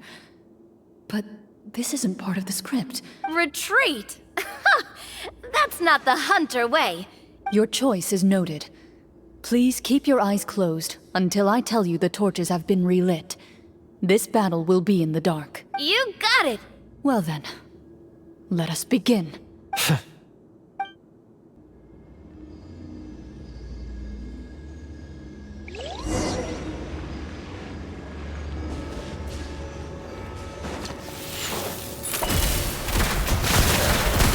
I'd like to try to hit him with my sword.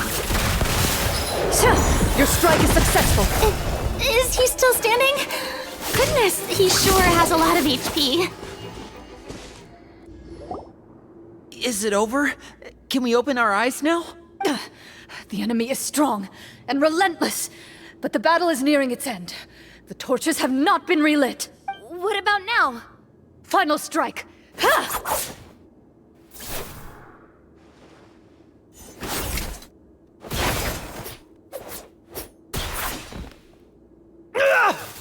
Well, did we get him? Warm fire flickers across the walls once more. Your vision is now clear. In an impressive display of courage, the four of you successfully defeat the uninvited guest. That look in his eyes. It's like he became an entirely different person as soon as I defeated him. Huh? Mr. Florian? Oh, wait. We're supposed to... Speak your name, guard. Why did you lead us here just to betray us? Is this treasure really more important to you than bringing peace to the kingdom? What kingdom? What peace? Those were nothing but lies! I, Florian, am a true marechaussee hunter, descended from hunters of ages past. So he's also using his real name. Or, wait, was that the name of his character from the very beginning? Then I'm even more confused. If you truly are a marechaussee hunter... What do you know? In this day and age, there's no glory to be had as a marechaussee hunter. What's that supposed to... My skills were passed down to me by my father. We lived a life of obscurity in the remote wilderness. Still, he devoted everything he had to being a marechaussee hunter. And what did he get in return? A life of poverty and pain. In a world that forgot all about him. When he died, not a single person came to mourn his passing. The marechaussee hunters were the ones who saved this city. We're heroes. We deserved more recognition and respect than this.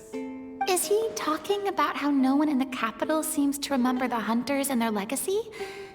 I didn't expect the script to contain this level of social criticism. So that's why you want to take the treasure for yourself? You feel like you're owed fame and wealth? If you already knew where the treasure was located, why didn't you... Because Only a true marechaussee hunter is capable of passing through as someone who sought to hurt others for his own gain. Florian lost that right. Okay, but... You're sure? We've been talking about it for so long. Of course we want to see what... And we've already defeated Florian, right? So he won't try to take it from us anymore. pesky brats. Watch yourself. Then let's open the door together. All right. Your choice of action is confirmed.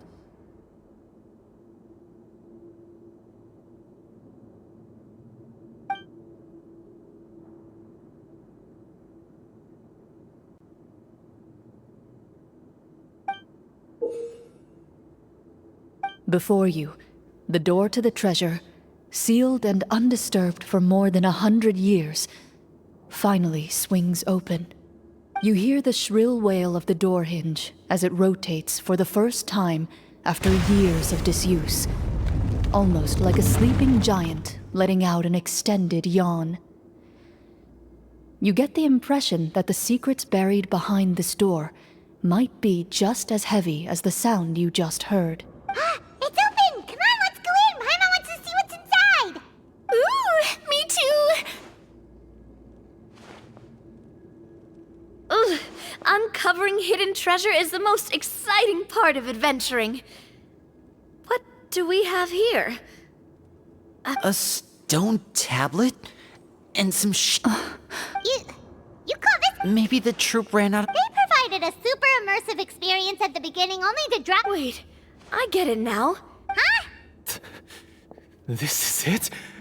The Marashose Hunter treasure is just a stone slab and some broken swords? I can't believe it. I refuse! Whoa, are you okay? The Marashose hunter before you appears to suffer a serious mental breakdown. He needs to leave. One of you seems to understand the significance of the treasure already. If the rest of you wish to follow suit, you may remain here in the meantime and explore your surrounding.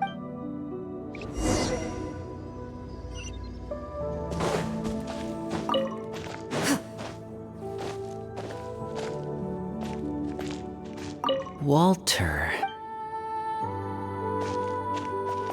What is the treasure supposed to be?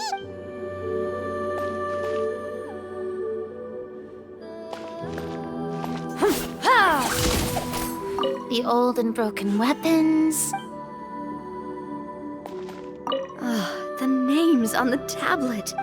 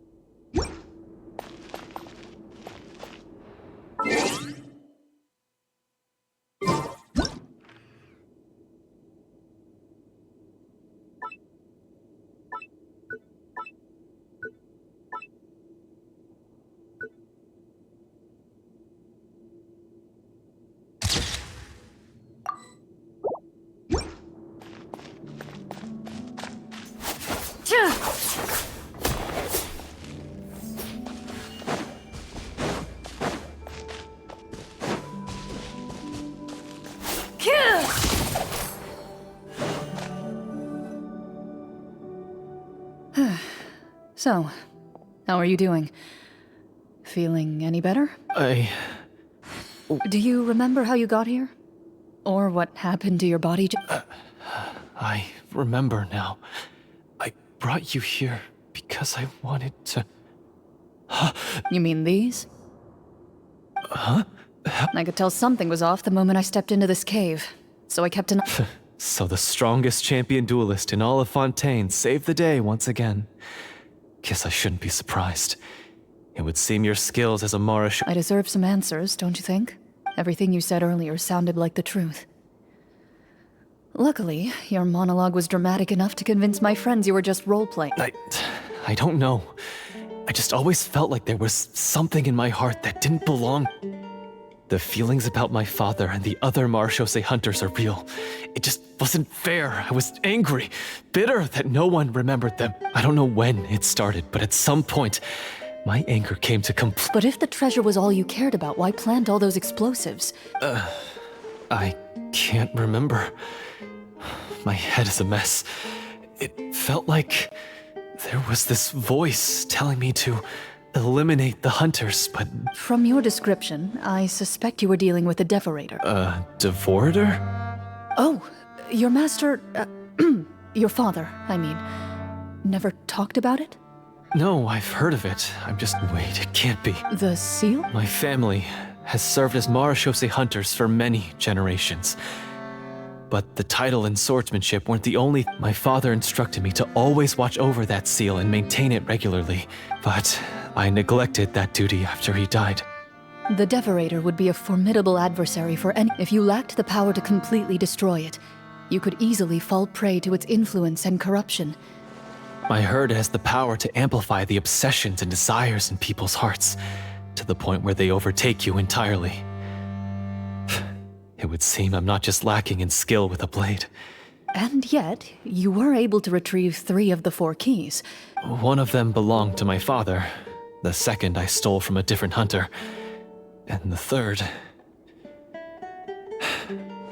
was one that I snatched while the person was on the way home from the tavern. I nearly died in that. I know just how strong you are. It's as clear as day to everyone in Fontaine. I observed you from dusk to dawn, but could never find any opportunity to sneak up on you. I never even saw you drink a single. The only way I could think to obtain that last key was to lure you here using your... I won't comment on anything else. Well, I did pour my heart and soul into it. The stories my father used to tell me about the glory of the heroic Marechaussee hunters and how they came. It's more than just a story. Huh? You're proud to be a hunter. You're still I have done so many despicable things. I have... Then explain the purpose of the evil sorcerer in your... Isn't he the true antagonist? The one who sought nothing but his own gain, and used the people as... But I've already tainted my sword. Wake up, Florian. Do you really think the hunters acted out of a desire for honor and glory? Or to be loved and acknowledged by the people? You do not wield your sword for yourself, but to protect those you serve. There's nothing special about a blade. It's the intentions of the wielder. Do you still not understand? Even after seeing the treasure for yourself? The contents of that room, they represent the true legacy the hunters left behind. You're right. I wouldn't be so quick. I know. Good. Then, come with me. And help me see the script through to the end. Huh? See the Never finished. No, I mean, I wrote the script with the Then we'll just have to keep writing it. The evil sorcerer still needs to be You mean the Devorator? Are you saying I have to make up? Is that really so hard? You've already written You aren't afraid you're part- I know what my friends are capable of, and they're all quite skilled. Besides, I need their help.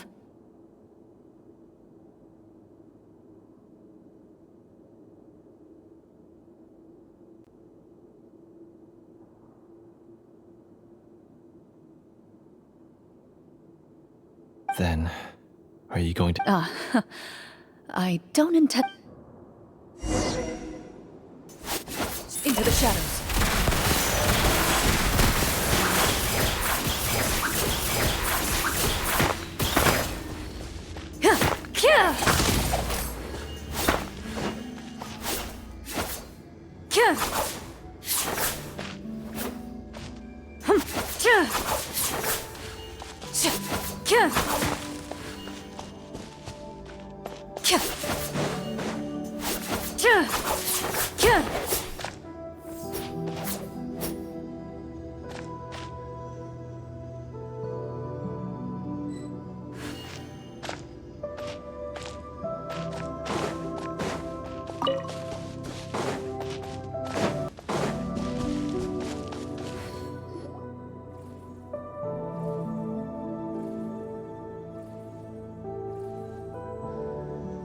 They're back!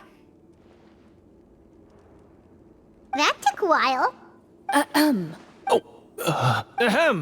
My fellow Marechaussee hunters, please forgive me, for I have sinned.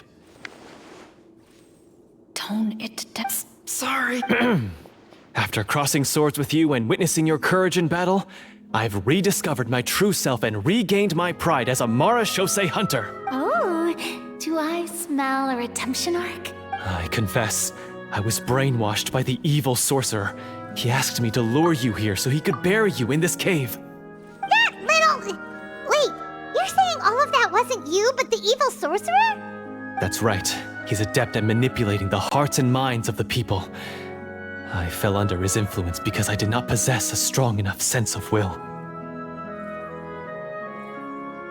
Huh! And how are you going to prove that you're a changed man? We're not going to fall for the same trap twice. To be perfectly honest, I only came to my senses after seeing the treasure. It reminded me of my father's past teachings. The treasure was actually... The names of all the Marechaussee hunters from ages past and their weapons? Wait, you already know? Of course. Don't underestimate a veteran role player's exploration skills. Oh, wait, I mean, Marechaussee Hunter Navia's exploration skills. We just finished reading through the content of the stone tablet. That tablet recorded the lives of some fascinating people. For example, this Marechaussee hunter called Est. She inherited the responsibilities of the Golden Hunter and passed judgment on many people. But in private, she had a very easygoing personality. Her favorite pastime was singing and dancing with her friends, and she was said to have a beautiful voice. So, she was just like you. Oh, you really think so? Well, when you put it that way, I suppose I also have a few things in common with this Walter. Working as an executioner, he supposedly used a countless number of tricks to confound his enemies in battle. Oh, if only I could have seen the feats of magic he pulled off back then. Their lives were all so exciting. You could write so many cool books about their accomplishments. How could they have all been forgotten? Because they chose to be. To hunt monsters that only appear in the shadows, you must also operate in the dark. To be a Marechaussee hunter is to willingly give up on wealth and fame. Then this stone tablet must have been left behind by their... That's right. Few Marechaussee hunters ever revealed their identity to the public. They always protected the city from the shadows. The only time they spoke of their accomplishments would be at night, when they gathered with their fellow hunters in front of the bonfire to share stories of the monsters slain by their hand. So, this tablet was created not so that the hunters would be remembered by the people, but so that they would be remembered by each other. No wonder this place was so well hidden. You regard the stone tablet in solemn silence. The names of your comrades etched onto its surface serve as a reminder that you are never truly alone. The tablet proves that, although a hunter walks a shrouded path, it is not a solitary one. There will always be those who walk beside you, a fact that remains as true today as in ages long past. Their legacies shall continue to be passed down from generation to generation, as everlasting as the stone onto which their names are carved. Father, you once told me that I should seek out the treasure if I ever became lost. So this is what you wanted me to find.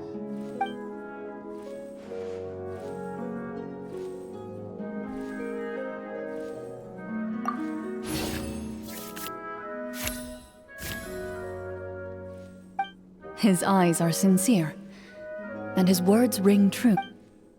I implore you, everyone, please give me a chance to make up for all I've done.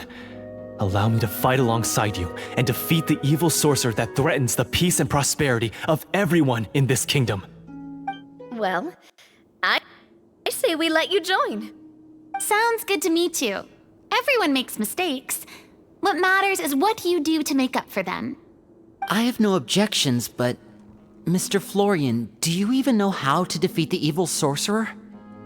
When he took over my mind, I gained some insight into his thoughts. Every time I thought of the treasure, he reacted with a strong sense of fear. Huh? He's afraid of the treasure? But there's nothing here except some broken weapons and the stone tablet. What if the secret's hidden inside these weapons? GM, permission to investigate.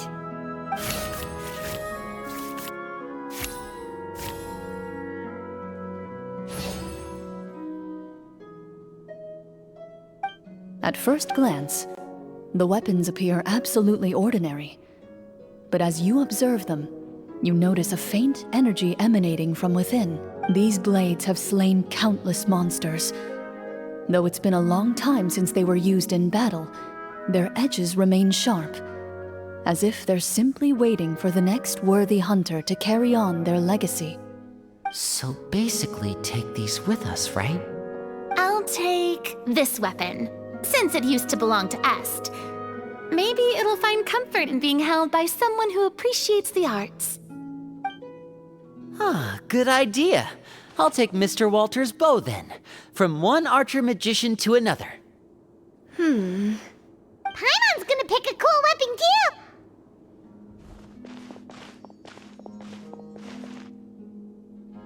As you grip your weapons, you can almost feel the will of past hunters coursing through your being. It's a feeling of courage, determination. A silent vow passed down from generation to generation that says, eradicate the monsters, no matter the cost.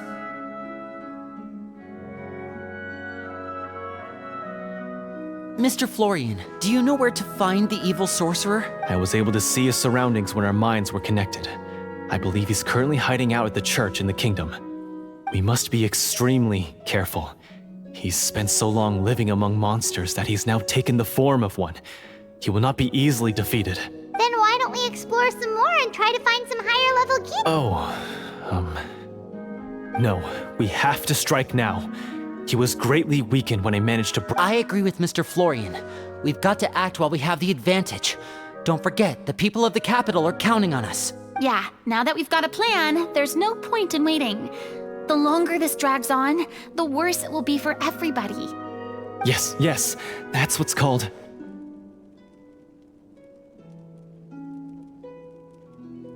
Yes, that's... Alright, you've persuaded Mr. Florian? Of course.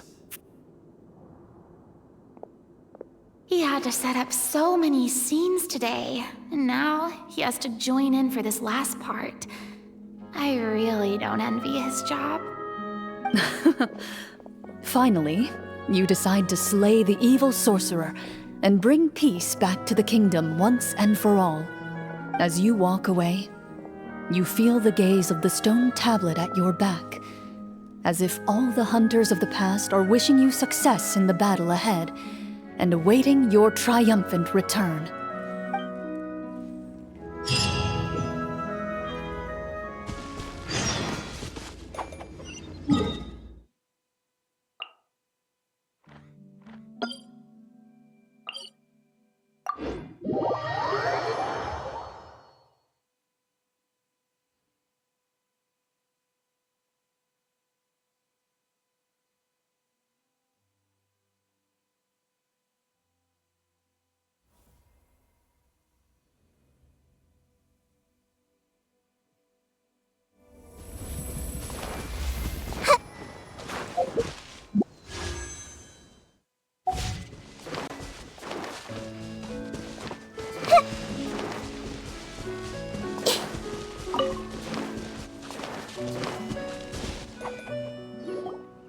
Finally, you arrive at the church Florian described.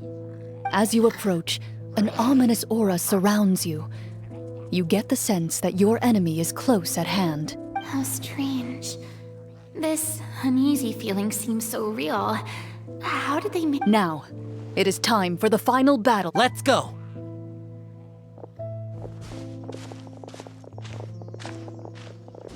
Florian, wait. What's wrong? I think you should wait outside. I don't think it's a good idea for you to be this close. That's exactly why I have to go. Yes. That's too risky. If things... I understand, but if I do that, the Devorator will have a hard time passing up a chance to enter a body it knows how to control. You're not like me, Miss Clorinde. You're a just and powerful marechaussee hunt. This is... something that I consider it a duel to restore my honor. My own... I understand. Then, as a champion duelist, I hereby accept your request for a duel, and extend to you my most sincere regards. Thank you. The battle is now upon us. Let the Devorator once again tremble under the blade of the marechaussee hunters. Everyone hold hands! Yoo-hoo! Shine down!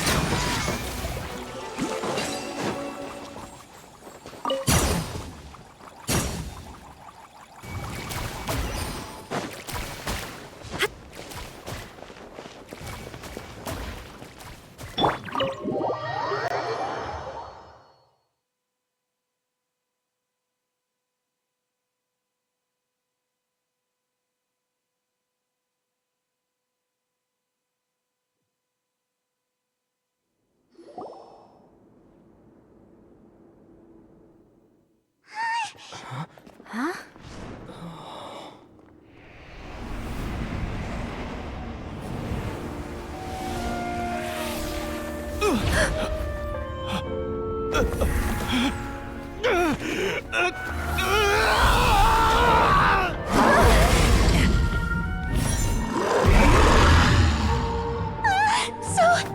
lifelike.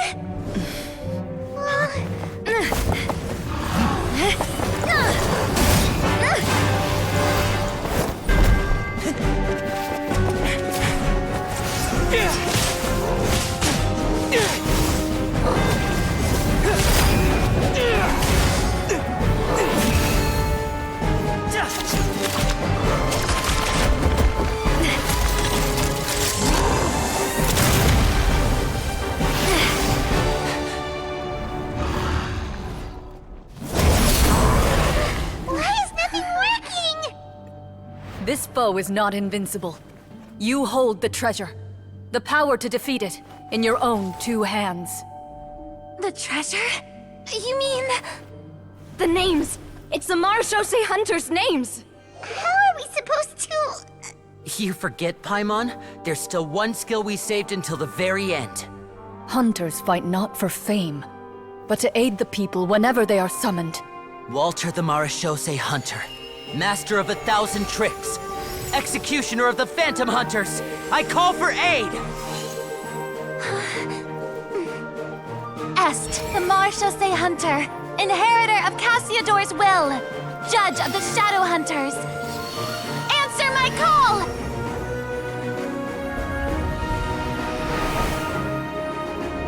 Petronia, protector of justice and order. The hunter I respect the most. Thank you for saving my friend, the best one I'll ever know. Please, lend us your strength!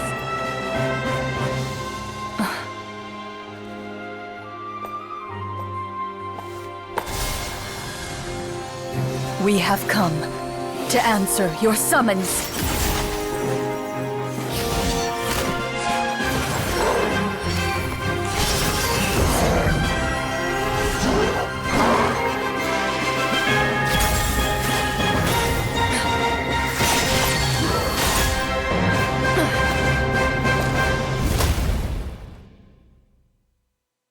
And so, the monsters were eradicated, and the sorcerer was defeated. Peace soon returned to the capital. Those in the court, manipulated by the sorcerer, also recognized. Some remembered the names of the heroes who saved their kingdom, but others simply continued their lives none the wiser. Such is the story of the Marechaussee Hunters. They pursue the phantoms in the darkness and exterminate all who pose a threat. They will always protect the city and those within it, even should all memory of their accomplishments be forgotten by the very people they serve. I'm assuming we finally Yes, you've reached... It's a pretty solid story overall. I thought it was just that final battle especially... Oh, right. Ah, that's a really good point. Yeah, mine nearly scared the daylights out of me when it started. Oh, we should probably... Did you have a good time? Of course. Oh, Sure, no problem. then I'll head back for now. I think I need some time to fully digest everything that just happened. Once Mr. Florian is awake, please... You're right. He's had a lot to deal with. Well, see you all some other time. Toodaloo!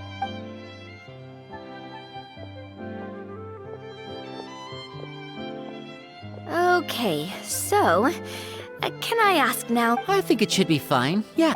what in the world was going... So you saw through all of it. That time in the cave when you told us to close our eyes, it'd be weirder if... I was dying of curiosity the entire time. I mean, you did a... Guess none of us wanted to be the one to break the illusion. What are you all talking about? Oh, wait. Don't tell me Paimon never... Oh, this is all... Bit... You're saying... It's probably more accurate to say this was... What? So loud. My head. Hey, you! Get up right... No, shake!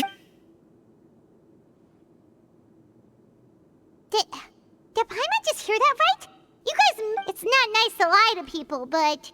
Paimon's got to admit. Yeah, it was like watching a magician improvise a spectacular magic trick after. If Paimon knew something was wrong with that bug, she would. Everything was under control. As if you've ever described a situation as being out of control. I'm pretty sure any situation you consider. Guess I'm just used to it. You must run into a lot of unexpected situations. As for you, I know there's no excuse. I would say you've already suffered more than... You may have been blinded by fame and fortune in the beginning, but your you'll be far more used to the city above ground than below. Your job as a hunter is more important. But... Of course, you'll still need to take the keys and pay a personal visit to the 2 hunters you wronged. Prepare to accept any terms they give you as... Yeah. As far as I'm concerned, though. Then I'll thank you so much, everyone. I'll do my best to prove myself worthy of the second chance you've given me. I swear until we meet again, everyone.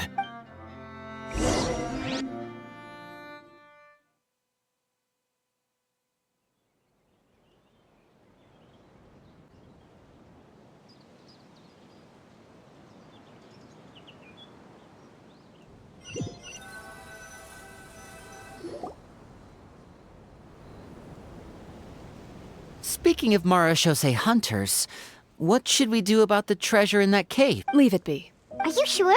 We could show it to people, make it... No. Every name on that tablet made the same choice. All hunters know what the path entails. I am no exception. My identity as a Marashose hunter is not something I need people to remember. I wish only to be recognized. That's certainly very different from the path of a magician.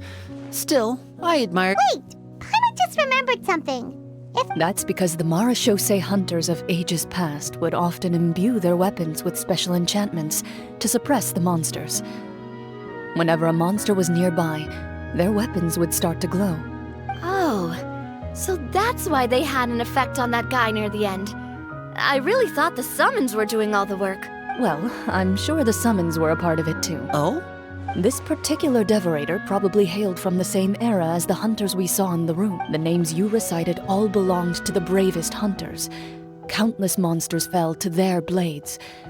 That's likely why the devorator visibly reacted when... So the names held the power all along.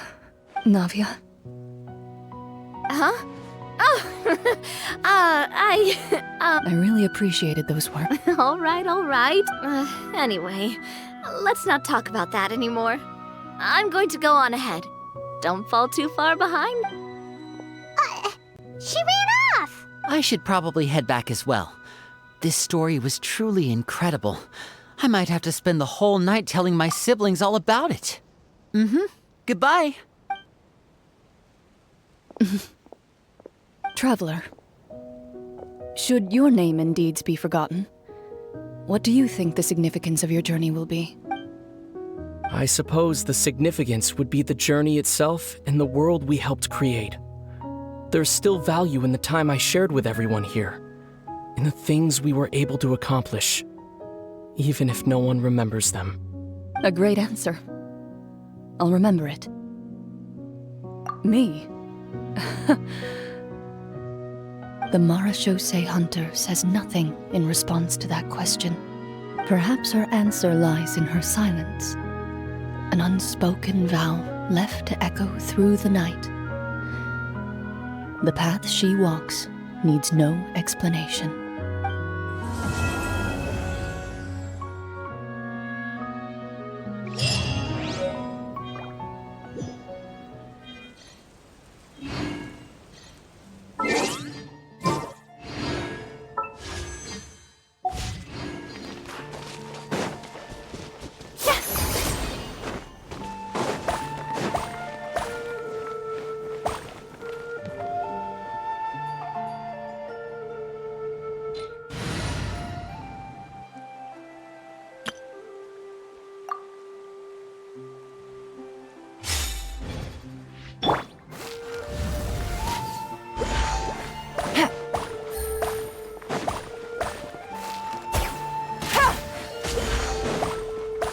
Take it easy.